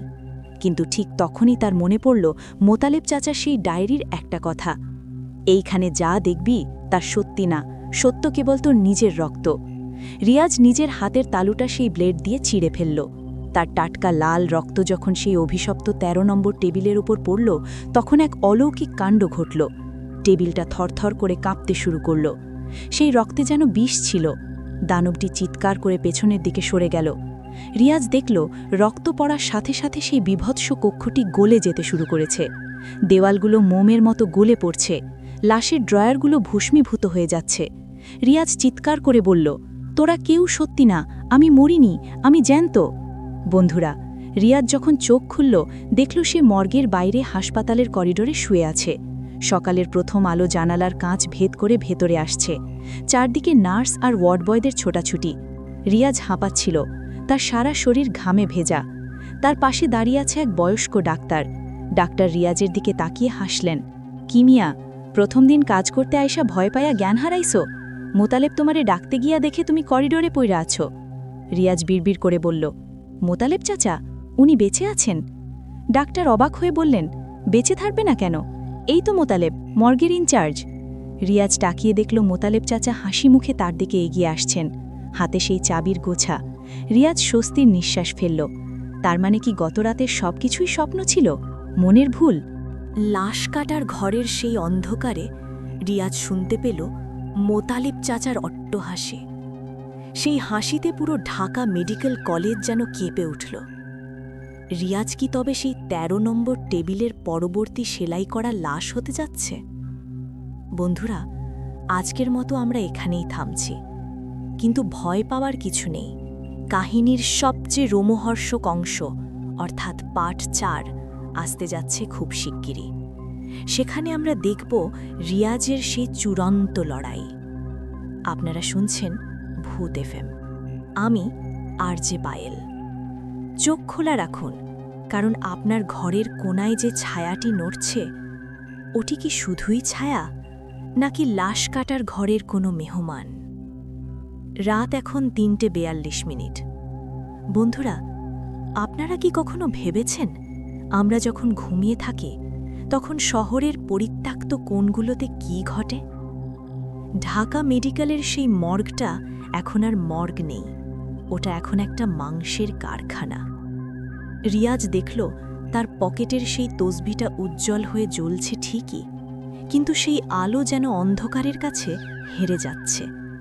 সেই শত শত কাটা হাত যখন রিয়াজকে টেনে ধরল, তখন সে অনুভব করল তার শরীরের তাপমাত্রা হিমাঙ্কের নিচে নেমে যাচ্ছে। হাতগুলো শুধু তাকে ধরছে না, তারা রিয়াজের চামড়া খুঁড়ে ভেতরে ঢোকার চেষ্টা করছে। হঠাৎ সেই অন্ধকার ধোঁয়ার ভেতর থেকে ভেসে এলো মোতালেব চাচার অট্টহাসি, কিন্তু সেই হাসিতে কোনো মানুষের চিহ্ন নেই। রিয়াজ দেখল সামনের ১৩ নম্বর টেবিলের ওপর এখন আর সেই পোড়া লাশটি নেই। সেখানে এখন শুয়ে আছে মোতালেব চাচা নিজে। তার পেটটা আড়াআড়িভাবে চ্যারা, আর সেখান থেকে এক অদ্ভুত নীলাভ আলো বেরোচ্ছে। মোতালেব চাচা, অথবা তার রূপ ধরা সেই শয়তান, উঠে বসল। সে রিয়াজের দিকে তাকিয়ে বিদ্রূপের স্বরে বলল, রিয়াজ রে, তুই ভাবছিলি চাবির গোছা নিয়া এখান থেকে পলাইবি? এই চাবি দিয়া তুই মর্গ খুলছস ঠিকই, কিন্তু এই চাবি দিয়ে তুই নরকের দরজা খুলছস। এই চাবি রক্ত ছাড়া কাজ করে না। রাত এখন ঠিক 2:07। বাইরে ঝুম বৃষ্টি, আর বাতাসের শোঁ শব্দে মনে হচ্ছে প্রকৃতিও আজ কোনো এক অজানা আতঙ্কে কাঁপছে। যারা এই মুহূর্তে আমাদের সাথে টিউন করেছেন ভূত এফএমে, তাদের সবাইকে স্বাগত জানাই। আমি আপনাদের সাথে আছি, আপনাদের বন্ধু আরজে পায়েল। বন্ধুরা, আজ আমরা এমন এক জায়গায় যাব যেখানে জীবিতদের চেয়ে মৃতদের ভিড় বেশি, যেখানে বাতাস সবসময় ভারী হয়ে থাকে পচা ফরমালিন আর জমাট বাঁধা রক্তের উৎকট গন্ধে। হ্যাঁ, আমি কথা বলছি ঢাকা মেডিকেল কলেজের সেই অভিশপ্ত লাশ কাটার ঘর নিয়ে। আজকের কাহিনী কোনো কল্পনা নয়, বরং এক ভয়াবহ বাস্তব, যা আমাদের পাঠিয়েছেন রিয়াজ। তিনি নিজে সেখানে ডোম সহকারী হিসেবে কাজ শুরু করেছিলেন। শুরু করছি আজকের বিশেষ উপাখ্যান, ঢাকা লাশ কাটার ঘর। রিয়াজ তখন মাত্র ২০ বছরের এক টকবগে যুবক। গ্রামের বাড়ি থেকে ঢাকায় এসেছে অভাবের তাড়নায়। অনেক চেষ্টার পর যখন কোথাও চাকরি মিলছিল না, তখন এক দূর সম্পর্কের চাচার মাধ্যমে কাজ পেল ঢাকা মেডিকেলের মর্গে। সবাই বারণ করেছিল, বলেছিল, ওখানে যাস না রিয়াজ, ওই দেওয়ালে দেওয়ালের মাঝখানে মানুষের আত্মা বন্দী হয়ে আছে। কিন্তু রিয়াজ শোনেনি। রিয়াজ যখন প্রথম দিন মর্গের গেটে দাঁড়ালো, ঘড়িতে তখন রাত ১টা। পুরো হাসপাতাল এলাকা নিঝুম। করিডরের ফ্লুরোসেন্ট আলোগুলো মিটমিট করছে। প্রতিটি নিঃশ্বাস যেন ফিরে আসছে প্রতিধ্বনি হয়ে। মর্গের ইনচার্জ মোতালেব চাচা রিয়াজকে একটা লোহার চাবির গোছা ধরিয়ে দিলেন। তার হাতে ধরা ছিল একটা পুরনো হারিকেন। মোতালেব চাচার চোখগুলো কোটরাগত, চামড়া কুঁচকে গেছে। তিনি রিয়াজের চোখের দিকে তাকিয়ে শীতল গলায় বললেন, শোন বাজান, এই জায়গায় কাজ করতে হইলে কলিজাটা পাথরের করতে হয়। জ্যান্ত মানুষের চেয়ে মরা মানুষের লগে এখানে বসবাস বেশি। আর মনে রাখবি, এখানে যা দেখবি তা কোনো দিন বাইরের কাউরে কবি না। এইখানে মৃতরা ঘুমায় না, তারা পাহারা দেয়। রিয়াজ ভাবল মোতালেব চাচা হয়তো তাকে ভয় দেখাচ্ছেন, কিন্তু সেই রাতেই তার ভুল ভেঙে গেল। মর্গের ভেতরে লম্বা সারি সারি স্টিলের টেবিল, তার ওপরে সাদা কাপড়ে ঢাকা এক একটি নিথর দেহ। রিয়াজের কাজ ছিল টেবিলগুলো পরিষ্কার করা আর লাশগুলো ট্রলিতে করে ফ্রিজে রাখা। বন্ধুরা, কল্পনা করুন সেই দৃশ্য। চারিদিকে নিকষ কালো অন্ধকার, মাঝে মাঝে বিদ্যুতের চমকানির আলোতে দেখা যাচ্ছে বিভৎস সব মৃতদেহ। হঠাৎ রিয়াজ লক্ষ্য করল ১২ নম্বর টেবিলের ওপর রাখা একটা লাশের চাদরটা মেঝেতে পড়ে আছে। সে ভাবল বাতাসের ধাক্কায় হয়তো পড়েছে। সে কাঁপা কাঁপা হাতে চাদরটা তুলে লাশটা ঢাকতে গেল। রিয়াজ চমকে উঠল। চাদর ঢাকা দিতে গিয়ে সে দেখল লাশটি একজন তরুণীর। তার গলাটা বিভৎসভাবে কাটা, আর সেই কাটা অংশ দিয়ে এখনও কালো রক্ত চুঁইয়ে পড়ছে। রিয়াজের হাত কাঁপছিল। সে দ্রুত চাদরটা টেনে দিতেই অনুভব করল কেউ একজন তার কবজিটা শক্ত করে চেপে ধরেছে। না, কোনো মানুষ নয়, সেই মরা তরুণীর হিমশীতল হাতটা রিয়াজের কবজি কামড়ে ধরেছে। রিয়াজ চিৎকার করতে চাইল, কিন্তু তার গলা দিয়ে কোনো শব্দ বেরোল না। সে দেখল মেয়েটির বন্ধ চোখগুলো ধীরে ধীরে খুলছে। তার চোখের মনি নেই, শুধু সাদা দুটো গর্ত। সে ফিসফিস করে বলল, আমাকে কাটতে দিস না, আমাকে ওরা এখনও জ্যান্ত কবর দেবে। রিয়াজ ঝটকা দিয়ে হাতটা ছাড়িয়ে নিয়ে পেছনের দিকে দৌড় দিল, কিন্তু অন্ধকার করিডরে সে দিকভ্রান্ত হয়ে পড়ল। পেছনে শোনা যাচ্ছে সেই মৃতদেহের ট্রলি গড়িয়ে আসার শব্দ। ক্রিচ ক্রিচ ক্রিচ, যেন কেউ ট্রলিটা ঠেলে তার দিকেই আসছে। সে হাঁপাতে হাঁপাতে মোতালেব চাচার রুমের দিকে ছুটল, কিন্তু রুমের সামনে গিয়ে দেখল মোতালেব চাচা সেখানে নেই। টেবিলের উপর রাখা তার চশমাটা ভাঙা, আর মেঝেতে ছোপ ছোপ টাটকা রক্ত। শ্রোতা বন্ধুরা, গল্পটা কেবল শুরু। রিয়াজ কি ওই রাতে ওই লাশ কাটার ঘর থেকে বেরোতে পেরেছিল? মোতালেব চাচার কি হয়েছিল? আর সেই ১৩ নম্বর টেবিলের রহস্যই বা কি? জানতে হলে আমাদের সাথেই থাকতে হবে। এই ছিল আমাদের আজকের প্রথম পাঠের সূচনা। রিয়াজের সামনে এখন কেবল মৃত্যু আর অন্ধকার, কিন্তু পর্দার আড়ালে যা লুকিয়ে আছে তা আরও ভয়াবহ। রাত এখন ২:২৫। স্টুডিওর এসির বাতাসটা কেন জানি আজ অনেক বেশি ঠান্ডা মনে হচ্ছে। আপনারা শুনছেন ভূত এফএম। রিয়াজের কাহিনী যেখানে শেষ করেছিলাম, সে এখন দাঁড়িয়ে আছে মোতালেব চাচার ফাঁকা রুমের সামনে। মেঝেতে ছোপ ছোপ টাটকা রক্ত, আর চারদিকে সেই উৎকট পচা গন্ধ। বন্ধুরা, ভাবুন তো একবার, আপনি একা একটি মর্গের করিডোরে, যেখানে আপনি জানেন আপনার চারপাশে অন্তত ৫০টি নিথর দেহ পড়ে আছে। কিন্তু তারা কি আসলেই নিথর, নাকি অন্ধকারের আড়ালে তারা কেবল আপনার জন্য অপেক্ষা করছে? রিয়াজের পা কাঁপছিল। সে দেয়ালে ভর দিয়ে দাঁড়াতে গিয়ে অনুভব করল দেয়ালটা ভিজে। হারিকেনের আলো ফেলতেই তার আত্মারাম খাঁচা ছাড়া হওয়ার দশা। দেয়াল বেয়ে লাল রক্ত গড়িয়ে পড়ছে, ঠিক যেন দেয়ালটা ঘামছে, আর সেই ঘামগুলো রক্তের মতো লাল। রিয়াজ বিড়বিড় করে বলতে লাগল, আয়েতুল কুরসি, আয়েতুল কুরসি। কিন্তু তার স্মৃতি যেন আজ কাজ করছে না। ভয়ে সে সব কিছু ভুলে যাচ্ছে। হঠাৎ করিডোরের শেষ মাথায় একটি ছায়া নড়ে উঠল। রিয়াজ দেখল সাদা এপ্রন পরা কেউ একজন পিঠ ঘুরিয়ে দাঁড়িয়ে আছে। লোকটা কুঁজো হয়ে কি যেন একটা কাটছে। চাক চাক চাক, সেই মাংস কাটার শব্দ নিস্তব্ধ মর্গে প্রতিধ্বনিত হচ্ছে। রিয়াজ সাহস সঞ্চয় করে ডাকল, মোতালেব চাচা, আপনি কি ওখানে? ছায়াটি নড়ল না, কিন্তু মাংস কাটার শব্দটা বন্ধ হয়ে গেল। 1 সেকেন্ড, 2 সেকেন্ড, তারপর একটি অমানুষিক কণ্ঠস্বর ভেসে এলো, যা মোতালেব চাচার মতো শোনালেও তাতে যেন এক আদিম হিংস্রতা মিশে আছে। রিয়াজ, আয়শা পড়শোস, তাড়াতাড়ি আয়, 13 নম্বর টেবিলের মেহমান রে সেলাই করতে হইব, ও খুব ছটফট করতেছে। রিয়াজ মন্ত্রমুগ্ধর মতো এগিয়ে গেল। তার মস্তিষ্ক বলছে পালানো উচিত, কিন্তু তার পা দুটো যেন অন্য কারো ইশারায় চলছে। 13 নম্বর টেবিলের সামনে পৌঁছতেই সে দেখল টেবিলটা কাঁপছে। না, শুধু টেবিল নয়, পুরো ফ্লোরটা যেন কাঁপছে। টেবিলের ওপর শুয়ে আছে বিশালদেহী এক লোক। তার সারা শরীর পুড়ে কয়লা হয়ে গেছে, অগ্নিকাণ্ডে মারা যাওয়া কোনো হতভাগ্য। কিন্তু আশ্চর্যের বিষয় হলো, সেই পুড়ে যাওয়া ঠোঁট দুটো নড়ছে, লোকটা শ্বাস নিচ্ছে। মোতালেব চাচা অথবা তার মতো দেখতে কেউ একজন রিয়াজের দিকে একটা সুই আর মোটা সুতো বাড়িয়ে দিয়ে বললেন, ধর, এর বুকটা সেলাই কর, ভিতরের কলিজাটা বারবার বাইরে আসতে চায়, ওরে শান্ত কর। রিয়াজ দেখল মোতালেব চাচার চোখের মণি দুটো সম্পূর্ণ কালো, কোনো সাদা অংশ নেই। রিয়াজ যখন সুইটা হাতে নিল, তখন সেই পুড়ে যাওয়া লাশটি হঠাৎ রিয়াজের কলার চেপে ধরল। আগুনের তাপে ঝলসে যাওয়া সেই চামড়া থেকে ধোঁয়া বেরোচ্ছে। রিয়াজ যন্ত্রণায় চিৎকার করে উঠল, কারণ সেই স্পর্শে তার নিজের শরীরও যেন পুড়তে শুরু করেছে। আর যে পায়েল, বন্ধুরা, আপনাদের কি গায়ের লোম খাড়া হয়ে যাচ্ছে? রিয়াজ তখন যা দেখল তা শোনার জন্য কি আপনারা প্রস্তুত? লাশটি রিয়াজের কানে কানে ফিসফিস করে বলল, মোতালেব তো গত বছরই মরে গেছে রিয়াজ, তাহলে এইটা কে? রিয়াজ এক ঝটকায় পেছনে তাকাতেই দেখল মোতালেব চাচা বলে কেউ নেই। সেখানে দাঁড়িয়ে আছে একটি কঙ্কালসার বিভৎস শরীর, যার মুখে চামড়া নেই, শুধু ঝুলে থাকা লাল মাংস। সে খিলখিল করে হাসছে।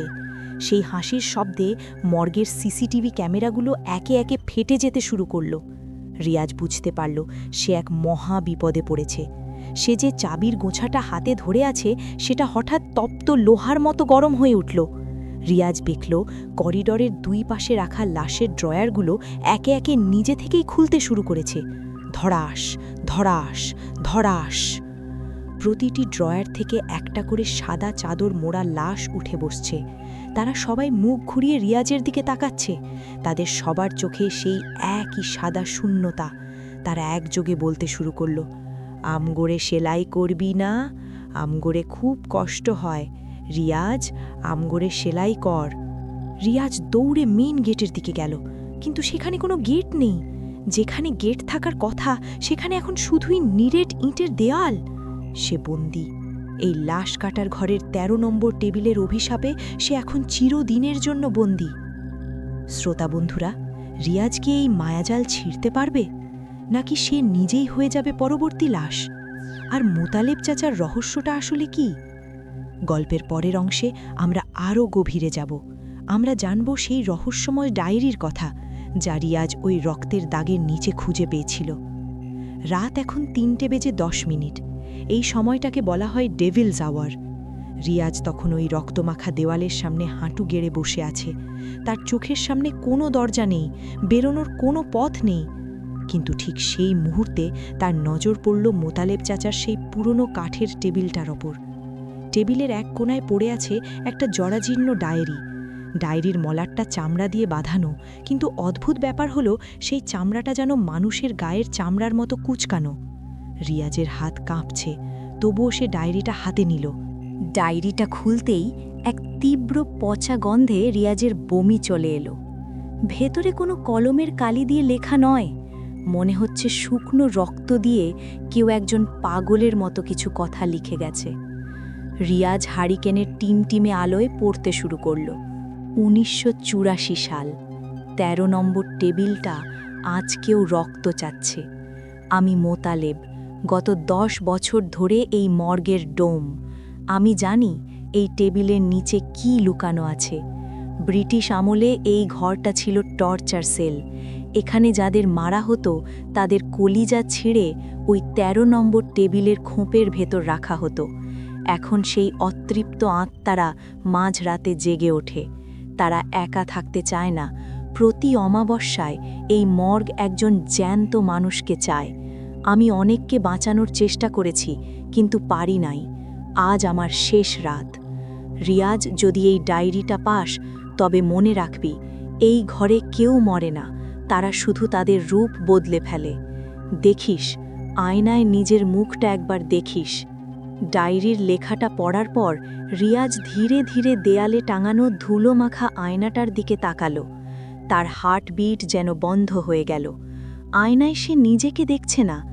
আয়নায় দেখা যাচ্ছে একটা বিভৎস অবয়ব, যার সারা মুখ সেলাই করা, চোখ দুটো উপড়ে নেওয়া হয়েছে, আর তার গায়ে সেই নীল রঙের অ্যাপ্রনটা, যার রিয়াজ পড়ে আছে। রিয়াজ চিৎকার করে নিজের মুখটা স্পর্শ করল। না, সে তো ঠিকই আছে, কিন্তু আয়নার সেই বিভীষিকা ঠিক একইভাবে হাত তুলছে। তার মানে কি আয়নাটা রিয়াজের ভবিষ্যৎ দেখাচ্ছে? হঠাৎ রিয়াজ শুনল তার ঠিক পেছনে কেউ একজন ভারী শ্বাস ফেলছে। রিয়াজ পেছনে তাকানোর সাহস পাচ্ছিল না, কিন্তু একটি হিমশীতল হাত তার কাঁধে এসে পড়ল। সেই হাতের নখগুলো রিয়াজের মাংসের ভেতর দেবে যাচ্ছে। রিয়াজ, ডায়েরিটা পড়া শেষ হয়েছে? কণ্ঠস্বরটা একদম মোতালেব চাচার মতো, কিন্তু এবার রিয়াজ দেখল মোতালেব চাচা নয়, সেখানে দাঁড়িয়ে আছে একটি বিভৎস শরীর, যার অর্ধেকটা মাংস নেই, কেবল সাদা হাড় বেরিয়ে আছে।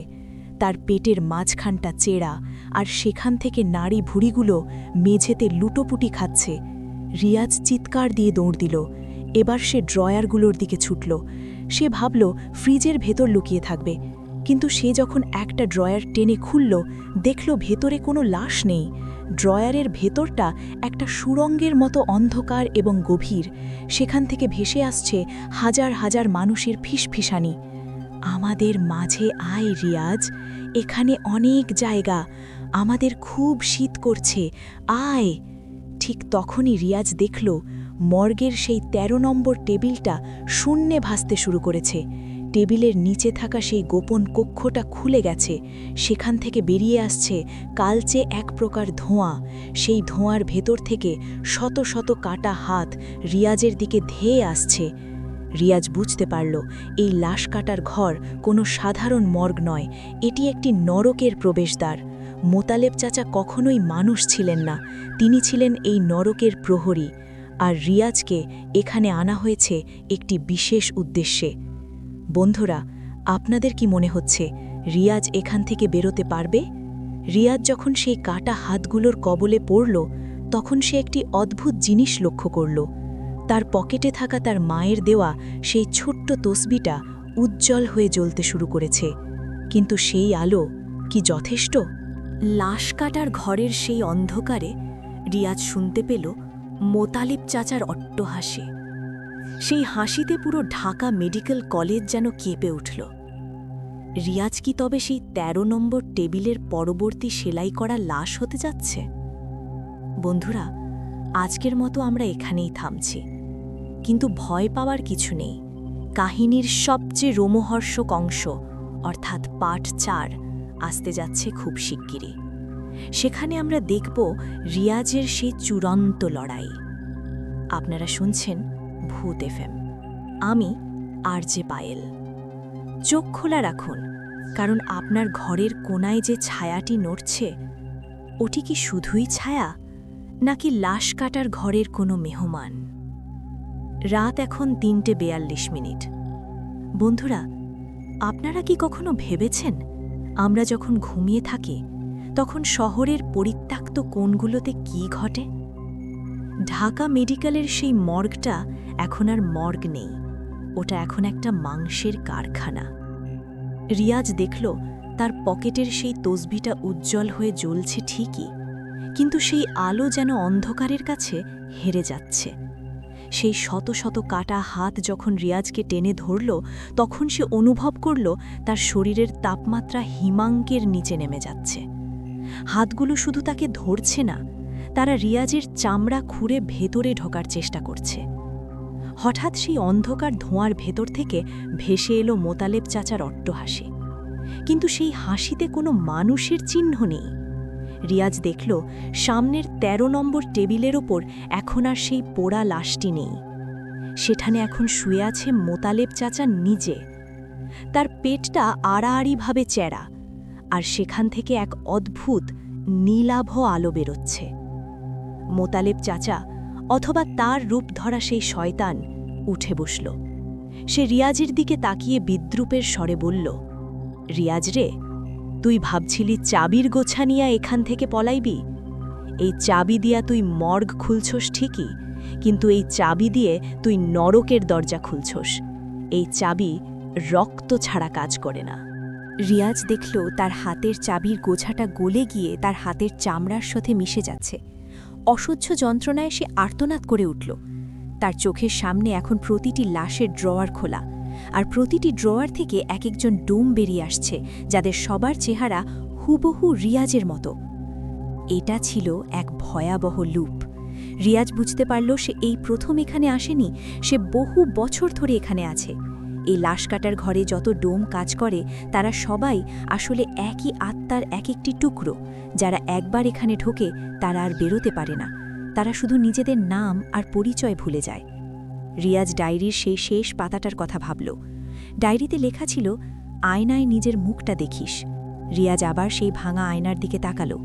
এবার সে দেখল আয়নার ভেতরে সে নেই, বরং সেখানে তার মা দাঁড়িয়ে আছে। তার মা কাঁদছে।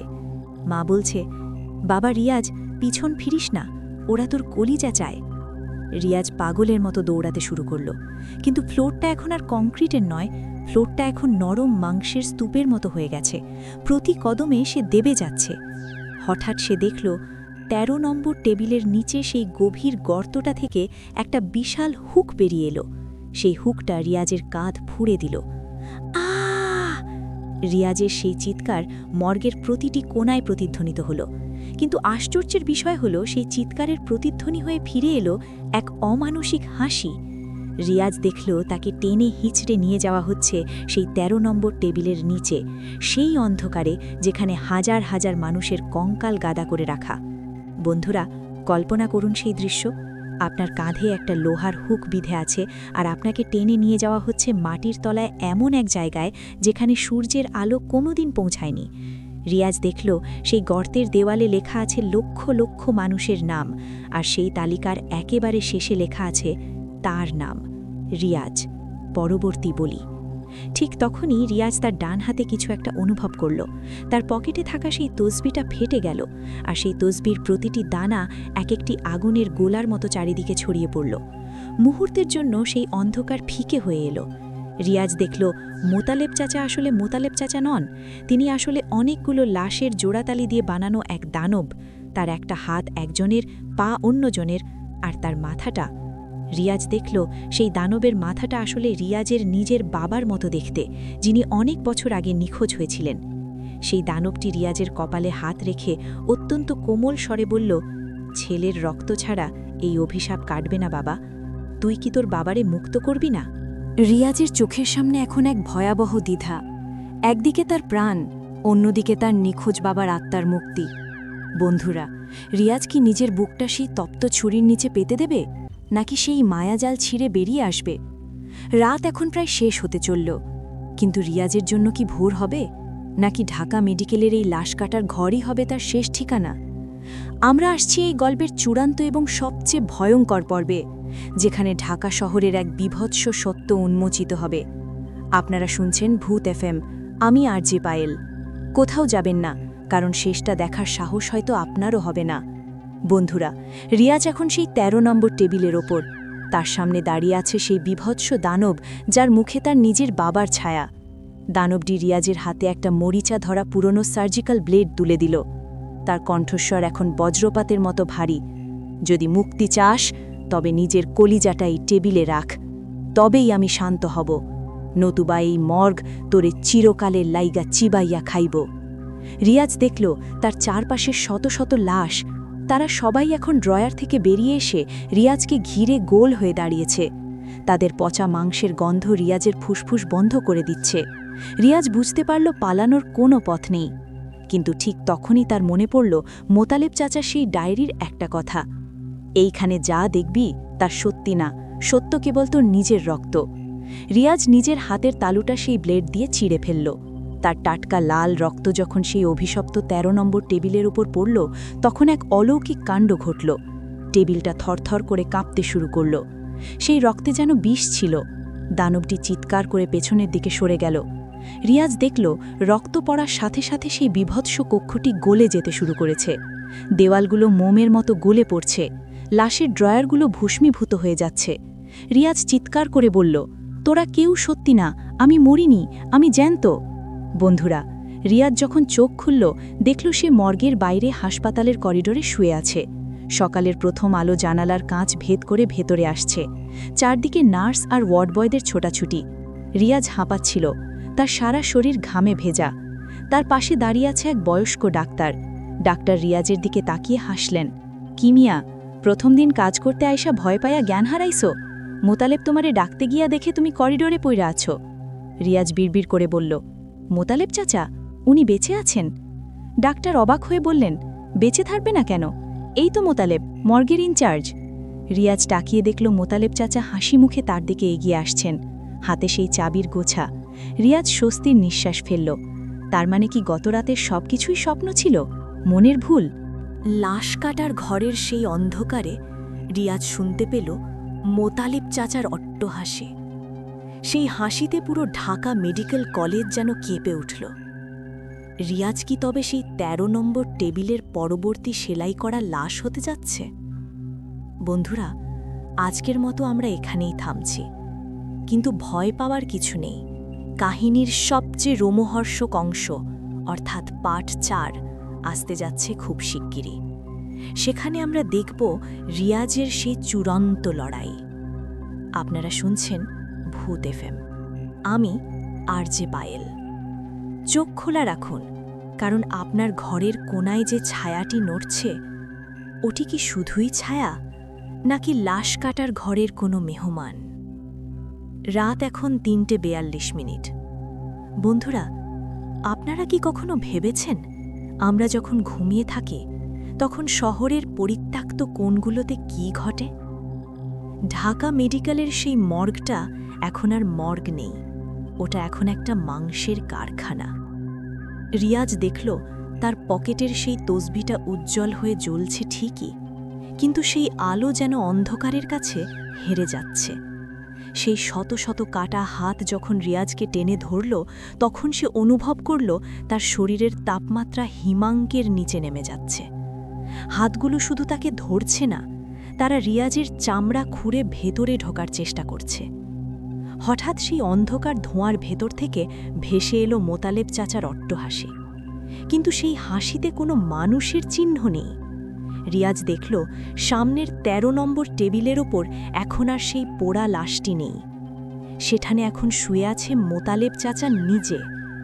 তার পেটটা আড়াআড়িভাবে চ্যারা, আর সেখান থেকে এক অদ্ভুত নীলাভ আলো বেরোচ্ছে। মোতালেব চাচা, অথবা তার রূপ ধরা সেই শয়তান, উঠে বসল। সে রিয়াজের দিকে তাকিয়ে বিদ্রূপের স্বরে বলল, রিয়াজ রে, তুই ভাবছিলি চাবির গোছা নিয়া এখান থেকে পলাইবি? এই চাবি দিয়া তুই মর্গ খুলছস ঠিকই, কিন্তু এই চাবি দিয়ে তুই নরকের দরজা খুলছস। এই চাবি রক্ত ছাড়া কাজ করে না। রাত এখন ঠিক 2:07। বাইরে ঝুম বৃষ্টি, আর বাতাসের শোঁ শব্দে মনে হচ্ছে প্রকৃতিও আজ কোনো এক অজানা আতঙ্কে কাঁপছে। যারা এই মুহূর্তে আমাদের সাথে টিউন করেছেন ভূত এফএমে, তাদের সবাইকে স্বাগত জানাই। আমি আপনাদের সাথে আছি, আপনাদের বন্ধু আরজে পায়েল। বন্ধুরা, আজ আমরা এমন এক জায়গায় যাব যেখানে জীবিতদের চেয়ে মৃতদের ভিড় বেশি, যেখানে বাতাস সবসময় ভারী হয়ে থাকে পচা ফরমালিন আর জমাট বাঁধা রক্তের উৎকট গন্ধে। হ্যাঁ, আমি কথা বলছি ঢাকা মেডিকেল কলেজের সেই অভিশপ্ত লাশ কাটার ঘর নিয়ে। আজকের কাহিনী কোনো কল্পনা নয়, বরং এক ভয়াবহ বাস্তব, যা আমাদের পাঠিয়েছেন রিয়াজ। তিনি নিজে সেখানে ডোম সহকারী হিসেবে কাজ শুরু করেছিলেন। শুরু করছি আজকের বিশেষ উপাখ্যান, ঢাকা লাশকাটার ঘর। রিয়াজ তখন মাত্র ২০ বছরের এক টকবগে যুবক। গ্রামের বাড়ি থেকে ঢাকায় এসেছে অভাবের তাড়নায়। অনেক চেষ্টার পর যখন কোথাও চাকরি মেলছিল না, তখন এক দূর সম্পর্কের চাচার মাধ্যমে কাজ পেল ঢাকা মেডিকেলের মর্গে। সবাই বারণ করেছিল, বলেছিল, ওখানে যাস না রিয়াজ, ওই দেওয়ালে দেওয়ালের মাঝখানে মানুষের আত্মা বন্দী হয়ে আছে। কিন্তু রিয়াজ শোনেনি। রিয়াজ যখন প্রথম দিন মর্গের গেটে দাঁড়ালো, ঘড়িতে তখন রাত ১টা। পুরো হাসপাতাল এলাকা নিঝুম। করিডরের ফ্লুরোসেন্ট আলোগুলো মিটমিট করছে। প্রতিটি নিঃশ্বাস যেন ফিরে আসছে প্রতিধ্বনি হয়ে। মর্গের ইনচার্জ মোতালেব চাচা রিয়াজকে একটা লোহার চাবির গোছা ধরিয়ে দিলেন। তার হাতে ধরা ছিল একটা পুরনো হারিকেন। মোতালেব চাচার চোখগুলো কোটরাগত, চামড়া কুঁচকে গেছে। তিনি রিয়াজের চোখের দিকে তাকিয়ে শীতল গলায় বললেন, শোন বাজান, এই জায়গায় কাজ করতে হইলে কলিজাটা পাথরের করতে হয়। জ্যান্ত মানুষের চেয়ে মরা মানুষের লগে এখানে বসবাস বেশি। আর মনে রাখবি, এখানে যা দেখবি তা কোনো দিন বাইরের কাউরে কবি না। এইখানে মৃতরা ঘুমায় না, তারা পাহারা দেয়। রিয়াজ ভাবল মোতালেব চাচা হয়তো তাকে ভয় দেখাচ্ছেন, কিন্তু সেই রাতেই তার ভুল ভেঙে গেল। মর্গের ভেতরে লম্বা সারি সারি স্টিলের টেবিল, তার উপরে সাদা কাপড়ে ঢাকা একটি নিথর দেহ। রিয়াজের কাজ ছিল টেবিলগুলো পরিষ্কার করা আর লাশগুলো ট্রলিতে করে ফ্রিজে রাখা। বন্ধুরা, কল্পনা করুন সেই দৃশ্য। চারিদিকে নিকষ কালো অন্ধকার, মাঝে মাঝে বিদ্যুতের চমকানির আলোতে দেখা যাচ্ছে বীভৎস সব মৃতদেহ। হঠাৎ রিয়াজ লক্ষ্য করল ১২ নম্বর টেবিলের ওপর রাখা একটা লাশের চাদরটা মেঝেতে পড়ে আছে। সে ভাবল বাতাসের ধাক্কায় হয়তো পড়েছে। সে কাঁপা কাঁপা হাতে চাদরটা তুলে লাশটা ঢাকতে গেল। রিয়াজ চমকে উঠল। চাদর ঢাকা দিতে গিয়ে সে দেখল লাশটি একজন তরুণীর। তার গলাটা বীভৎসভাবে কাটা, আর সেই কাটা অংশ দিয়ে এখনও কালো রক্ত চুইয়ে পড়ছে। রিয়াজের হাত কাঁপছিল। সে দ্রুত চাদরটা টেনে দিতেই অনুভব করল কেউ একজন তার কবজিটা শক্ত করে চেপে ধরেছে। না, কোনো মানুষ নয়, সেই মরা তরুণীর হিমশীতল হাতটা রিয়াজের কবজি কামড়ে ধরেছে। রিয়াজ চিৎকার করতে চাইল, কিন্তু তার গলা দিয়ে কোনো শব্দ বেরোল না। সে দেখল মেয়েটির বন্ধ চোখগুলো ধীরে ধীরে খুলছে। তার চোখের মনি নেই, শুধু সাদা দুটো গর্ত। সে ফিসফিস করে বলল, আমাকে কাটতে দিস না, আমাকে ওরা এখনও জ্যান্ত কবর দেবে। রিয়াজ ঝটকা দিয়ে হাতটা ছাড়িয়ে নিয়ে পেছনের দিকে দৌড় দিল, কিন্তু অন্ধকার করিডরে সে দিকভ্রান্ত হয়ে পড়ল। পেছনে শোনা যাচ্ছে সেই মৃতদেহের ট্রলি গড়িয়ে আসার শব্দ।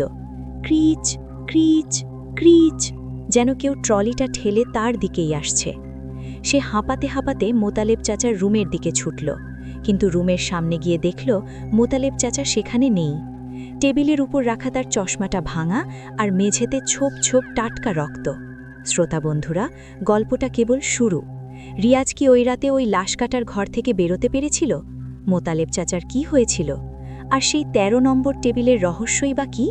জানতে হলে আমাদের সাথেই থাকতে হবে। এই ছিল আমাদের আজকের প্রথম পাঠের সূচনা।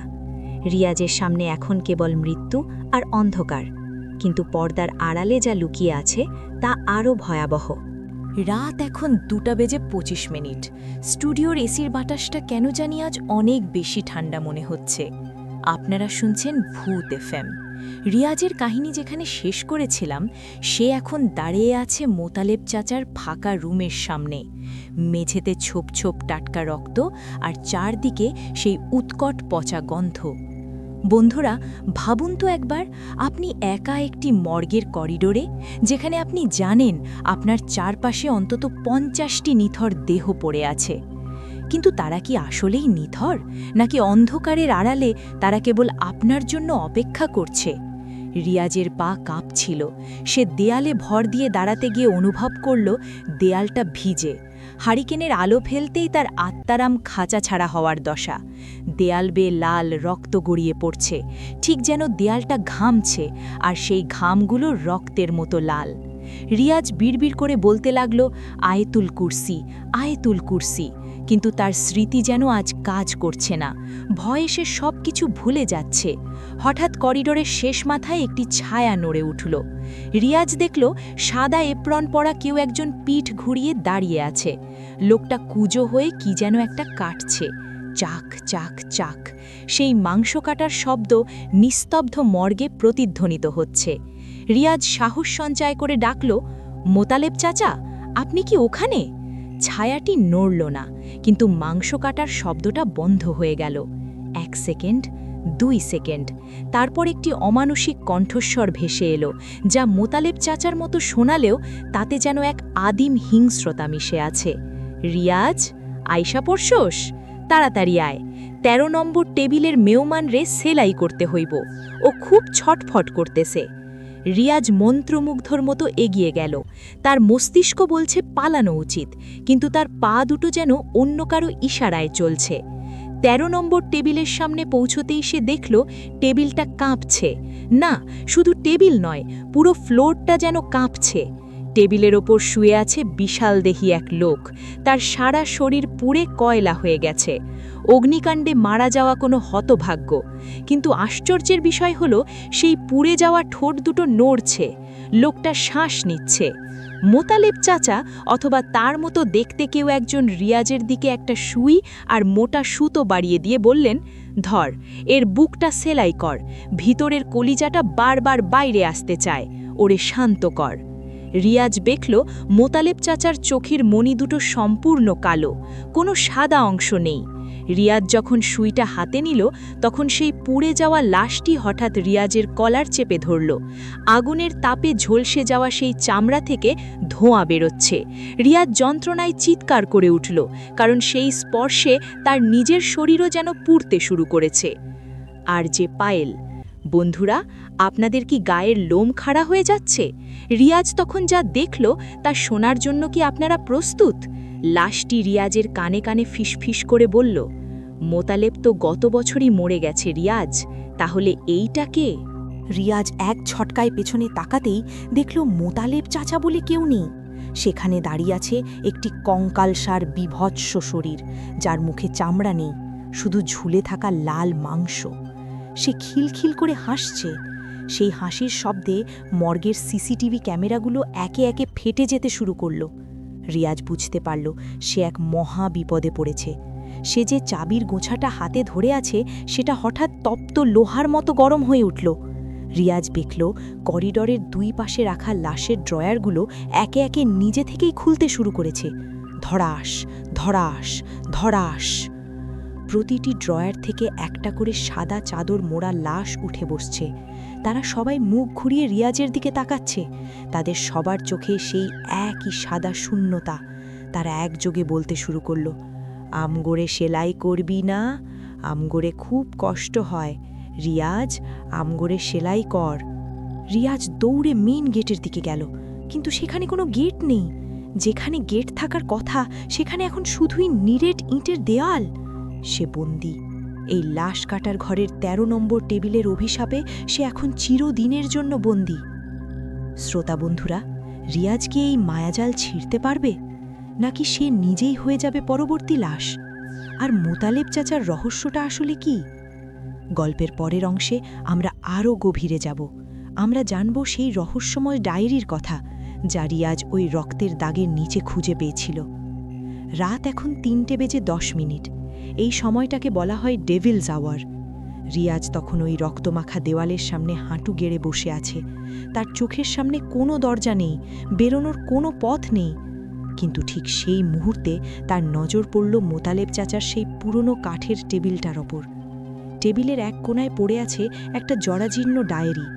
ডায়েরির মলাটটা চামড়া দিয়ে বাঁধানো, কিন্তু অদ্ভুত ব্যাপার হলো সেই চামড়াটা যেন মানুষের গায়ের চামড়ার মতো কুঁচকানো। রিয়াজের হাত কাঁপছে, তবুও সে ডায়েরিটা হাতে নিল। ডায়েরিটা খুলতেই এক তীব্র পচা গন্ধে রিয়াজের বমি চলে এলো। ভেতরে কোনো কলমের কালি দিয়ে লেখা নয়, মনে হচ্ছে শুকনো রক্ত দিয়ে কেউ একজন পাগলের মতো কিছু কথা লিখে গেছে। রিয়াজ হারিকেনের টিমটিমে আলোয় পড়তে শুরু করল। 1984 সাল, 13 নম্বর টেবিলটা আজকেও রক্ত চাচ্ছে। আমি মোতালেব, গত 10 বছর ধরে এই মর্গের ডোম। আমি জানি এই টেবিলের নিচে কি লুকানো আছে। ব্রিটিশ আমলে এই ঘরটা ছিল টর্চার সেল। এখানে যাদের মারা হতো তাদের কলিজা ছিঁড়ে ওই ১৩ নম্বর টেবিলের খোপের ভেতর রাখা হতো। এখন সেই অতৃপ্ত আত্মারা মাঝরাতে জেগে ওঠে। তারা একা থাকতে চায় না। প্রতি অমাবস্যায় এই মর্গ একজন জ্যান্ত মানুষকে চায়। আমি অনেককে বাঁচানোর চেষ্টা করেছি, কিন্তু পারি নাই। আজ আমার শেষ রাত। রিয়াজ, যদি এই ডায়েরিটা পাস তবে মনে রাখবি, এই ঘরে কেউ মরে না, তারা শুধু তাদের রূপ বদলে ফেলে। দেখিস, আয়নায় নিজের মুখটা একবার দেখিস।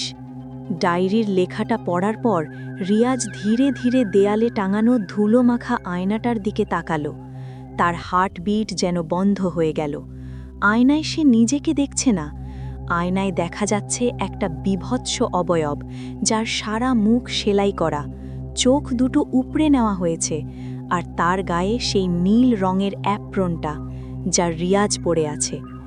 রিয়াজ চিৎকার করে নিজের মুখটা স্পর্শ করল। না, সে তো ঠিকই আছে, কিন্তু আয়নার সেই বিভীষিকা ঠিক একইভাবে হাত তুলছে। তার মানে কি আয়নাটা রিয়াজের ভবিষ্যৎ দেখাচ্ছে? হঠাৎ রিয়াজ শুনল তার ঠিক পেছনে কেউ একজন ভারী শ্বাস ফেলছে। রিয়াজ পেছনে তাকানোর সাহস পাচ্ছিল না, কিন্তু একটি হিমশীতল হাত তার কাঁধে এসে পড়ল। সেই হাতের নখগুলো রিয়াজের মাংসের ভেতর দেবে যাচ্ছে। রিয়াজ, ডায়েরিটা পড়া শেষ হয়েছে? কণ্ঠস্বরটা একদম মোতালেব চাচার মতো, কিন্তু এবার রিয়াজ দেখল মোতালেব চাচা নয়, সেখানে দাঁড়িয়ে আছে একটি বিভৎস শরীর, যার অর্ধেকটা মাংস নেই, কেবল সাদা হাড় বেরিয়ে আছে। তার পেটের মাঝখানটা চেরা, আর সেখান থেকে নাড়ি ভুঁড়িগুলো মেঝেতে লুটোপুটি খাচ্ছে। রিয়াজ চিৎকার দিয়ে দৌড় দিল। এবার সে ড্রয়ারগুলোর দিকে ছুটল। সে ভাবল ফ্রিজের ভেতর লুকিয়ে থাকবে, কিন্তু সে যখন একটা ড্রয়ার টেনে খুলল, দেখল ভেতরে কোনো লাশ নেই। ড্রয়ারের ভেতরটা একটা সুড়ঙ্গের মতো অন্ধকার এবং গভীর। সেখান থেকে ভেসে আসছে হাজার হাজার মানুষের ফিসফিসানি। আমাদের মাঝে আয় রিয়াজ, এখানে অনেক জায়গা, আমাদের খুব শীত করছে, আয়। ঠিক তখনই রিয়াজ দেখল মর্গের সেই ১৩ নম্বর টেবিলটা শূন্যে ভাসতে শুরু করেছে। টেবিলের নিচে থাকা সেই গোপন কক্ষটা খুলে গেছে। সেখান থেকে বেরিয়ে আসছে কালচে এক প্রকার ধোঁয়া। সেই ধোঁয়ার ভেতর থেকে শত শত কাটা হাত রিয়াজের দিকে ধেয়ে আসছে। রিয়াজ বুঝতে পারল এই লাশ কাটার ঘর কোনো সাধারণ মর্গ নয়, এটি একটি নরকের প্রবেশদ্বার। মোতালেব চাচা কখনোই মানুষ ছিলেন না, তিনি ছিলেন এই নরকের প্রহরী। আর রিয়াজকে এখানে আনা হয়েছে একটি বিশেষ উদ্দেশ্যে। বন্ধুরা, আপনাদের কি মনে হচ্ছে রিয়াজ এখান থেকে বেরোতে পারবে? রিয়াজ যখন সেই কাটা হাতগুলোর কবলে পড়ল, তখন সে একটি অদ্ভুত জিনিস লক্ষ্য করল। তার পকেটে থাকা তার মায়ের দেওয়া সেই ছোট্ট তসবিটা উজ্জ্বল হয়ে জ্বলতে শুরু করেছে। কিন্তু সেই আলো কি যথেষ্ট? লাশ কাটার ঘরের সেই অন্ধকারে রিয়াজ শুনতে পেল মোতালেব চাচার অট্টহাসি। সেই হাসিতে পুরো ঢাকা মেডিকেল কলেজ যেন কেঁপে উঠল। রিয়াজ কি তবে সেই ১৩ নম্বর টেবিলের পরবর্তী সেলাই করা লাশ হতে যাচ্ছে? বন্ধুরা, আজকের মতো আমরা এখানেই থামছি, কিন্তু ভয় পাওয়ার কিছু নেই। কাহিনীর সবচেয়ে রোমহর্ষক অংশ অর্থাৎ পার্ট ৪ আসতে যাচ্ছে খুব শিগগিরই। সেখানে আমরা দেখব রিয়াজের সেই চূড়ান্ত লড়াই। আপনারা শুনছেন ভূত এফএম। আমি আরজে পায়েল। চোখ খোলা রাখুন, কারণ আপনার ঘরের কোনায় যে ছায়াটি নড়ছে, ওটি কি শুধুই ছায়া, নাকি লাশ কাটার ঘরের কোনো মেহমান? রাত এখন ৩:৪২।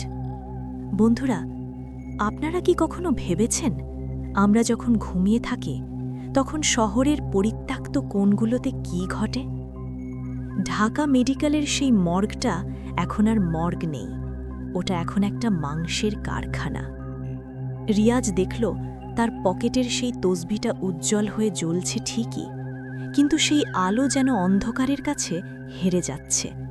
সেই শত শত কাটা হাত যখন রিয়াজকে টেনে ধরল, তখন সে অনুভব করল তার শরীরের তাপমাত্রা হিমাঙ্কের নিচে নেমে যাচ্ছে।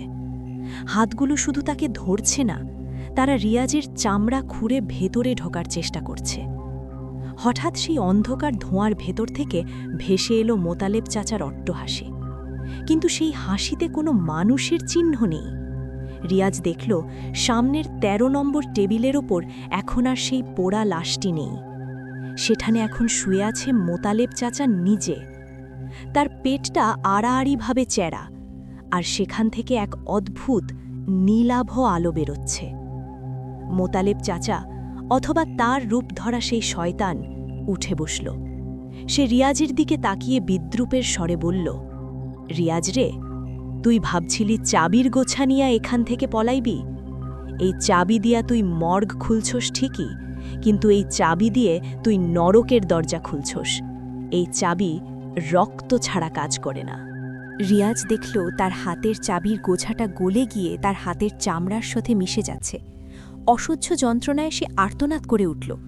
তার চোখের সামনে এখন প্রতিটি লাশের ড্রয়ার খোলা, আর প্রতিটি ড্রয়ার থেকে এক একজন ডোম বেরিয়ে আসছে, যাদের সবার চেহারা হুবহু রিয়াজের মতো। এটা ছিল এক ভয়াবহ লুপ। রিয়াজ বুঝতে পারল সে এই প্রথম এখানে আসেনি, সে বহু বছর ধরে এখানে আছে। এই লাশ কাটার ঘরে যত ডোম কাজ করে তারা সবাই আসলে একই আত্মার এক একটি টুকরো। যারা একবার এখানে ঢোকে তারা আর বেরোতে পারে না, তারা শুধু নিজেদের নাম আর পরিচয় ভুলে যায়। রিয়াজ ডায়েরির সেই শেষ পাতাটার কথা ভাবল। ডায়েরিতে লেখা ছিল, আয়নায় নিজের মুখটা দেখিস। রিয়াজ আবার সেই ভাঙা আয়নার দিকে তাকালো। এবার সে দেখল আয়নার ভেতরে সে নেই, বরং সেখানে তার মা দাঁড়িয়ে আছে। তার মা কাঁদছে। মা বলছে, বাবা রিয়াজ, পিছন ফিরিস না, ওরা তোর কলিজা চায়। রিয়াজ পাগলের মতো দৌড়াতে শুরু করল, কিন্তু ফ্লোরটা এখন আর কংক্রিটের নয়, ফ্লোরটা এখন নরম মাংসের স্তূপের মতো হয়ে গেছে। প্রতি কদমে সে দেবে যাচ্ছে। হঠাৎ সে দেখল ১৩ নম্বর টেবিলের নিচে সেই গভীর গর্তটা থেকে একটা বিশাল হুক বেরিয়ে এলো। সেই হুকটা রিয়াজের কাঁধ ফুঁড়ে দিল। আহ! রিয়াজের সেই চিৎকার মর্গের প্রতিটি কোণায় প্রতিধ্বনিত হল। কিন্তু আশ্চর্যের বিষয় হল, সেই চিৎকারের প্রতিধ্বনি হয়ে ফিরে এলো এক অমানসিক হাসি। রিয়াজ দেখল তাকে টেনে হিঁচড়ে নিয়ে যাওয়া হচ্ছে সেই ১৩ নম্বর টেবিলের নিচে, সেই অন্ধকারে যেখানে হাজার হাজার মানুষের কঙ্কাল গাদা করে রাখা। বন্ধুরা, কল্পনা করুন সেই দৃশ্য। আপনার কাঁধে একটা লোহার হুক বিঁধে আছে, আর আপনাকে টেনে নিয়ে যাওয়া হচ্ছে মাটির তলায় এমন এক জায়গায় যেখানে সূর্যের আলো কোনোদিন পৌঁছায়নি। রিয়াজ দেখল সেই গর্তের দেওয়ালে লেখা আছে লক্ষ লক্ষ মানুষের নাম, আর সেই তালিকার একেবারে শেষে লেখা আছে তার নাম, রিয়াজ। পরবর্তী বলি। ঠিক তখনই রিয়াজ তার ডান হাতে কিছু একটা অনুভব করল। তার পকেটে থাকা সেই তসবিটা ফেটে গেল, আর সেই তসবির প্রতিটি দানা এক একটি আগুনের গোলার মতো চারিদিকে ছড়িয়ে পড়ল। মুহূর্তের জন্য সেই অন্ধকার ফিকে হয়ে এলো। রিয়াজ দেখল মোতালেব চাচা আসলে মোতালেব চাচা নন, তিনি আসলে অনেকগুলো লাশের জোড়াতালি দিয়ে বানানো এক দানব। তার একটা হাত একজনের, পা অন্যজনের, আর তার মাথাটা, রিয়াজ দেখল সেই দানবের মাথাটা আসলে রিয়াজের নিজের বাবার মতো দেখতে, যিনি অনেক বছর আগে নিখোঁজ হয়েছিলেন। সেই দানবটি রিয়াজের কপালে হাত রেখে অত্যন্ত কোমল স্বরে বলল, ছেলের রক্ত ছাড়া এই অভিশাপ কাটবে না বাবা, তুই কি তোর বাবারে মুক্ত করবি না? রিয়াজের চোখের সামনে এখন এক ভয়াবহ দ্বিধা। একদিকে তার প্রাণ, অন্যদিকে তার নিখোঁজ বাবার আত্মার মুক্তি। বন্ধুরা, রিয়াজ কি নিজের বুকটা সেই তপ্ত ছুরির নিচে পেতে দেবে, নাকি সেই মায়াজাল ছিঁড়ে বেরিয়ে আসবে? রাত এখন প্রায় শেষ হতে চলল, কিন্তু রিয়াজের জন্য কি ভোর হবে, নাকি ঢাকা মেডিকেলের এই লাশ কাটার ঘরই হবে তার শেষ ঠিকানা? আমরা আসছি এই গল্পের চূড়ান্ত এবং সবচেয়ে ভয়ঙ্কর পর্বে, যেখানে ঢাকা শহরের এক বিভৎস সত্য উন্মোচিত হবে। আপনারা শুনছেন ভূত এফএম, আমি আরজে পায়েল। কোথাও যাবেন না, কারণ শেষটা দেখার সাহস হয়তো আপনারও হবে না। বন্ধুরা, রিয়াজ এখন সেই ১৩ নম্বর টেবিলের ওপর। তার সামনে দাঁড়িয়ে আছে সেই বিভৎস দানব, যার মুখে তার নিজের বাবার ছায়া। দানবটি রিয়াজের হাতে একটা মরিচা ধরা পুরনো সার্জিক্যাল ব্লেড তুলে দিল। তার কণ্ঠস্বর এখন বজ্রপাতের মতো ভারী। যদি মুক্তি চাস, তবে নিজের কলিজাটা এই টেবিলে রাখ, তবেই আমি শান্ত হব, নতুবা এই মর্গ তোরে চিরকালের লাইগা চিবাইয়া খাইব। রিয়াজ দেখল তার চারপাশের শত শত লাশ, তারা সবাই এখন ড্রয়ার থেকে বেরিয়ে এসে রিয়াজকে ঘিরে গোল হয়ে দাঁড়িয়েছে। তাদের পচা মাংসের গন্ধ রিয়াজের ফুসফুস বন্ধ করে দিচ্ছে। রিয়াজ বুঝতে পারল পালানোর কোনো পথ নেই। কিন্তু ঠিক তখনই তার মনে পড়ল মোতালেব চাচার সেই ডায়েরির একটা কথা, এইখানে যা দেখবি তা সত্যি না, সত্য কেবল তোর নিজের রক্ত। রিয়াজ নিজের হাতের তালুটা সেই ব্লেড দিয়ে ছিঁড়ে ফেলল। তার টাটকা লাল রক্ত যখন সেই অভিশপ্ত ১৩ নম্বর টেবিলের উপর পড়ল, তখন এক অলৌকিক কাণ্ড ঘটল। টেবিলটা থরথর করে কাঁপতে শুরু করল। সেই রক্তে যেন বিষ ছিল। দানবটি চিৎকার করে পেছনের দিকে সরে গেল।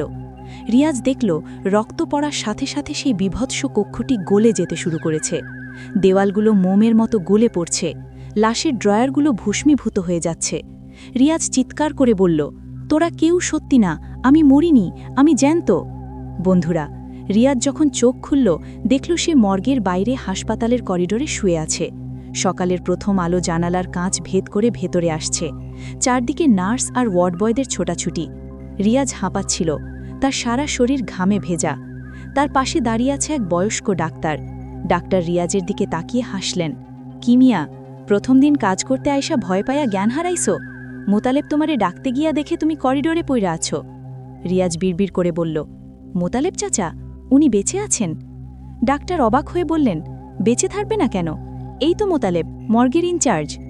রিয়াজ তাকিয়ে দেখল মোতালেব চাচা হাসি মুখে তার দিকে এগিয়ে আসছেন, হাতে সেই চাবির গোছা। রিয়াজ স্বস্তির নিঃশ্বাস ফেলল। তার মানে কি গতরাতের সবকিছুই স্বপ্ন ছিল, মনের ভুল? লাশ কাটার ঘরের সেই অন্ধকারে রিয়াজ শুনতে পেল মোতালেব চাচার অট্টহাসি। সেই হাসিতে পুরো ঢাকা মেডিকেল কলেজ যেন কেঁপে উঠল। রিয়াজ কি তবে সেই ১৩ নম্বর টেবিলের পরবর্তী সেলাই করা লাশ হতে যাচ্ছে?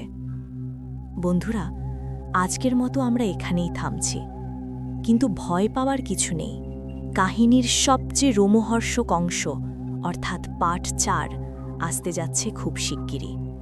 সেখানে আমরা দেখব রিয়াজের সেই চূড়ান্ত লড়াই। আপনারা শুনছেন ভূত এফএম। আমি আরজে পায়েল। চোখ খোলা রাখুন, কারণ আপনার ঘরের কোনায় যে ছায়াটি নড়ছে, ওটি কি শুধুই ছায়া, নাকি লাশ কাটার ঘরের কোনো মেহমান? রাত এখন ৩:৪২। বন্ধুরা, আপনারা কি কখনো ভেবেছেন আমরা যখন ঘুমিয়ে থাকি তখন শহরের পরিত্যক্ত কোণগুলোতে কি ঘটে? ঢাকা মেডিকেলের সেই মর্গটা এখন আর মর্গ নেই, ওটা এখন একটা মাংসের কারখানা। রিয়াজ দেখল তার পকেটের সেই তসবিটা উজ্জ্বল হয়ে জ্বলছে ঠিকই, কিন্তু সেই আলো যেন অন্ধকারের কাছে হেরে যাচ্ছে। সেই শত শত কাটা হাত যখন রিয়াজকে টেনে ধরল, তখন সে অনুভব করল তার শরীরের তাপমাত্রা হিমাঙ্কের নিচে নেমে যাচ্ছে। হাতগুলো শুধু তাকে ধরছে না, তারা রিয়াজের চামড়া খুঁড়ে ভেতরে ঢোকার চেষ্টা করছে। হঠাৎ সেই অন্ধকার ধোঁয়ার ভেতর থেকে ভেসে এলো মোতালেব চাচার অট্টহাসি। কিন্তু সেই হাসিতে কোনো মানুষের চিহ্ন নেই। রিয়াজ দেখল সামনের ১৩ নম্বর টেবিলের ওপর এখন আর সেই পোড়া লাশটি নেই। সেখানে এখন শুয়ে আছে মোতালেব চাচা নিজে। তার পেটটা আড়াআড়িভাবে চ্যারা, আর সেখান থেকে এক অদ্ভুত নীলাভ আলো বেরোচ্ছে। মোতালেব চাচা, অথবা তার রূপ ধরা সেই শয়তান, উঠে বসল। সে রিয়াজের দিকে তাকিয়ে বিদ্রূপের স্বরে বলল, রিয়াজ রে, তুই ভাবছিলি চাবির গোছা নিয়া এখান থেকে পলাইবি? এই চাবি দিয়া তুই মর্গ খুলছস ঠিকই, কিন্তু এই চাবি দিয়ে তুই নরকের দরজা খুলছস। এই চাবি রক্ত ছাড়া কাজ করে না। রাত এখন ঠিক 2:07। বাইরে ঝুম বৃষ্টি, আর বাতাসের শোঁ শব্দে মনে হচ্ছে প্রকৃতিও আজ কোনো এক অজানা আতঙ্কে কাঁপছে। যারা এই মুহূর্তে আমাদের সাথে টিউন করেছেন ভূত এফএমে, তাদের সবাইকে স্বাগত জানাই। আমি আপনাদের সাথে আছি, আপনাদের বন্ধু আরজে পায়েল। বন্ধুরা, আজ আমরা এমন এক জায়গায় যাব যেখানে জীবিতদের চেয়ে মৃতদের ভিড় বেশি, যেখানে বাতাস সবসময় ভারী হয়ে থাকে পচা ফরমালিন আর জমাট বাঁধা রক্তের উৎকট গন্ধে। হ্যাঁ, আমি কথা বলছি ঢাকা মেডিকেল কলেজের সেই অভিশপ্ত লাশ কাটার ঘর নিয়ে। আজকের কাহিনী কোনো কল্পনা নয়, বরং এক ভয়াবহ বাস্তব, যা আমাদের পাঠিয়েছেন রিয়াজ। তিনি নিজে সেখানে ডোম সহকারী হিসেবে কাজ শুরু করেছিলেন। শুরু করছি আজকের বিশেষ উপাখ্যান, ঢাকা লাশ কাটার ঘর। রিয়াজ তখন মাত্র ২০ বছরের এক টকবগে যুবক। গ্রামের বাড়ি থেকে ঢাকায় এসেছে অভাবের তাড়নায়। অনেক চেষ্টার পর যখন কোথাও চাকরি মিলছিল না, তখন এক দূর সম্পর্কের চাচার মাধ্যমে কাজ পেল ঢাকা মেডিকেলের মর্গে। সবাই বারণ করেছিল, বলেছিল, ওখানে যাস না রিয়াজ, ওই দেওয়ালে দেওয়ালের মাঝখানে মানুষের আত্মা বন্দী হয়ে আছে। কিন্তু রিয়াজ শোনেনি। রিয়াজ যখন প্রথম দিন মর্গের গেটে দাঁড়ালো, ঘড়িতে তখন রাত ১টা। পুরো হাসপাতাল এলাকা নিঝুম। করিডরের ফ্লুরোসেন্ট আলোগুলো মিটমিট করছে। প্রতিটি নিঃশ্বাস যেন ফিরে আসছে প্রতিধ্বনি হয়ে। মর্গের ইনচার্জ মোতালেব চাচা রিয়াজকে একটা লোহার চাবির গোছা ধরিয়ে দিলেন। তার হাতে ধরা ছিল একটা পুরনো হারিকেন। মোতালেব চাচার চোখগুলো কোটরাগত, চামড়া কুঁচকে গেছে। তিনি রিয়াজের চোখের দিকে তাকিয়ে শীতল গলায় বললেন, শোন বাজান, এই জায়গায় কাজ করতে হইলে কলিজাটা পাথরের করতে হয়। জ্যান্ত মানুষের চেয়ে মরা মানুষের লগে এখানে বসবাস বেশি। আর মনে রাখবি, এখানে যা দেখবি তা কোনো দিন বাইরের কাউরে কবি না। এইখানে মৃতরা ঘুমায় না, তারা পাহারা দেয়। রিয়াজ ভাবল মোতালেব চাচা হয়তো তাকে ভয় দেখাচ্ছেন, কিন্তু সেই রাতেই তার ভুল ভেঙে গেল। মর্গের ভেতরে লম্বা সারি সারি স্টিলের টেবিল, তার ওপরে সাদা কাপড়ে ঢাকা এক একটি নিথর দেহ। রিয়াজের কাজ ছিল টেবিলগুলো পরিষ্কার করা আর লাশগুলো ট্রলিতে করে ফ্রিজে রাখা। বন্ধুরা, কল্পনা করুন সেই দৃশ্য। চারিদিকে নিকষ কালো অন্ধকার, মাঝে মাঝে বিদ্যুতের চমকানির আলোতে দেখা যাচ্ছে বিভৎস সব মৃতদেহ। হঠাৎ রিয়াজ লক্ষ্য করল ১২ নম্বর টেবিলের ওপর রাখা একটা লাশের চাদরটা মেঝেতে পড়ে আছে। সে ভাবল বাতাসের ধাক্কায় হয়তো পড়েছে। সে কাঁপা কাঁপা হাতে চাদরটা তুলে লাশটা ঢাকতে গেল। রিয়াজ চমকে উঠল। চাদর ঢাকা দিতে গিয়ে সে দেখল লাশটি একজন তরুণীর। তার গলাটা বিভৎসভাবে কাটা, আর সেই কাটা অংশ দিয়ে এখনও কালো রক্ত চুঁইয়ে পড়ছে। রিয়াজের হাত কাঁপছিল। সে দ্রুত চাদরটা টেনে দিতেই অনুভব করল কেউ একজন তার কবজিটা শক্ত করে চেপে ধরেছে। না, কোনো মানুষ নয়, সেই মরা তরুণীর হিমশীতল হাতটা রিয়াজের কবজি কামড়ে ধরেছে। রিয়াজ চিৎকার করতে চাইল, কিন্তু তার গলা দিয়ে কোনো শব্দ বেরোল না। সে দেখল মেয়েটির বন্ধ চোখগুলো ধীরে ধীরে খুলছে। তার চোখের মনি নেই, শুধু সাদা দুটো গর্ত। সে ফিসফিস করে বলল, আমাকে কাটতে দিস না, আমাকে ওরা এখনও জ্যান্ত কবর দেবে। রিয়াজ ঝটকা দিয়ে হাতটা ছাড়িয়ে নিয়ে পেছনের দিকে দৌড় দিল, কিন্তু অন্ধকার করিডরে সে দিকভ্রান্ত হয়ে পড়ল। পেছনে শোনা যাচ্ছে সেই মৃতদেহের ট্রলি গড়িয়ে আসার শব্দ। ক্রিচ ক্রিচ ক্রিচ, যেন কেউ ট্রলিটা ঠেলে তার দিকেই আসছে। সে হাঁপাতে হাঁপাতে মোতালেব চাচার রুমের দিকে ছুটল, কিন্তু রুমের সামনে গিয়ে দেখল মোতালেব চাচা সেখানে নেই। টেবিলের উপর রাখা তার চশমাটা ভাঙা, আর মেঝেতে ছোপ ছোপ টাটকা রক্ত। শ্রোতা বন্ধুরা, গল্পটা কেবল শুরু। রিয়াজ কি ওই রাতে ওই লাশ কাটার ঘর থেকে বেরোতে পেরেছিল? মোতালেব চাচার কি হয়েছিল? আর সেই ১৩ নম্বর টেবিলের রহস্যই বা কি? জানতে হলে আমাদের সাথেই থাকতে হবে। এই ছিল আমাদের আজকের প্রথম পাঠের সূচনা। রিয়াজের সামনে এখন কেবল মৃত্যু আর অন্ধকার, কিন্তু পর্দার আড়ালে যা লুকিয়ে আছে তা আরও ভয়াবহ। রাত এখন ২:২৫। স্টুডিওর এসির বাতাসটা কেন জানি আজ অনেক বেশি ঠান্ডা মনে হচ্ছে। আপনারা শুনছেন ভূত এফএম। রিয়াজের কাহিনী যেখানে শেষ করেছিলাম, সে এখন দাঁড়িয়ে আছে মোতালেব চাচার ফাঁকা রুমের সামনে। মেঝেতে ছোপ ছোপ টাটকা রক্ত, আর চারদিকে সেই উৎকট পচা গন্ধ। বন্ধুরা, ভাবুন তো একবার, আপনি একা একটি মর্গের করিডোরে, যেখানে আপনি জানেন আপনার চারপাশে অন্তত ৫০টি নিথর দেহ পড়ে আছে। কিন্তু তারা কি আসলেই নিথর, নাকি অন্ধকারের আড়ালে তারা কেবল আপনার জন্য অপেক্ষা করছে? রিয়াজের পা কাঁপছিল। সে দেয়ালে ভর দিয়ে দাঁড়াতে গিয়ে অনুভব করল দেয়ালটা ভিজে। হারিকেনের আলো ফেলতেই তার আত্মারাম খাঁচা ছাড়া হওয়ার দশা। দেয়াল বেয়ে লাল রক্ত গড়িয়ে পড়ছে, ঠিক যেন দেয়ালটা ঘামছে, আর সেই ঘামগুলো রক্তের মতো লাল। রিয়াজ বিড়বিড় করে বলতে লাগল, আয়েতুল কুরসি, আয়েতুল কুরসি। কিন্তু তার স্মৃতি যেন আজ কাজ করছে না। ভয়ে সে সব কিছু ভুলে যাচ্ছে। হঠাৎ করিডোরের শেষ মাথায় একটি ছায়া নড়ে উঠল। রিয়াজ দেখল সাদা এপ্রন পরা কেউ একজন পিঠ ঘুরিয়ে দাঁড়িয়ে আছে। লোকটা কুঁজো হয়ে কি যেন একটা কাটছে। চাক চাক চাক সেই মাংস কাটার শব্দ নিস্তব্ধ মর্গে প্রতিধ্বনিত হচ্ছে। রিয়াজ সাহস সঞ্চয় করে ডাকল, মোতালেব চাচা, আপনি কি ওখানে? ছায়াটি নড়ল না, কিন্তু মাংস কাটার শব্দটা বন্ধ হয়ে গেল। 1 সেকেন্ড, 2 সেকেন্ড, তারপর একটি অমানুষিক কণ্ঠস্বর ভেসে এলো, যা মোতালেব চাচার মতো শোনালেও তাতে যেন এক আদিম হিংস্রতা মিশে আছে। রিয়াজ, আয়শা পড়শোস, তাড়াতাড়ি আয়, 13 নম্বর টেবিলের মেহমান রে সেলাই করতে হইব, ও খুব ছটফট করতেছে। রিয়াজ মন্ত্রমুগ্ধর মতো এগিয়ে গেল। তার মস্তিষ্ক বলছে পালানো উচিত, কিন্তু তার পা দুটো যেন অন্য কারো ইশারায় চলছে। 13 নম্বর টেবিলের সামনে পৌঁছতেই সে দেখল টেবিলটা কাঁপছে। না, শুধু টেবিল নয়, পুরো ফ্লোরটা যেন কাঁপছে। টেবিলের ওপর শুয়ে আছে বিশালদেহী এক লোক। তার সারা শরীর পুড়ে কয়লা হয়ে গেছে, অগ্নিকাণ্ডে মারা যাওয়া কোনো হতভাগ্য।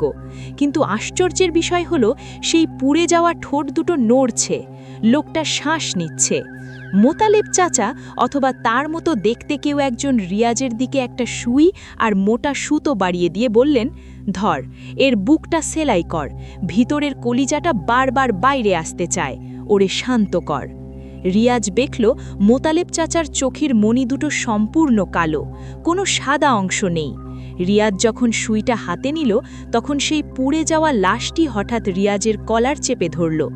আগুনের তাপে ঝলসে যাওয়া সেই চামড়া থেকে ধোঁয়া বেরোচ্ছে। রিয়াজ যন্ত্রণায় চিৎকার করে উঠল, কারণ সেই স্পর্শে তার নিজের শরীরও যেন পুড়তে শুরু করেছে। আর যে পায়েল, বন্ধুরা, আপনাদের কি গায়ের লোম খাড়া হয়ে যাচ্ছে? রিয়াজ তখন যা দেখল তা শোনার জন্য কি আপনারা প্রস্তুত? লাশটি রিয়াজের কানে কানে ফিসফিস করে বলল, মোতালেব তো গত বছরই মরে গেছে রিয়াজ, তাহলে এইটা কে?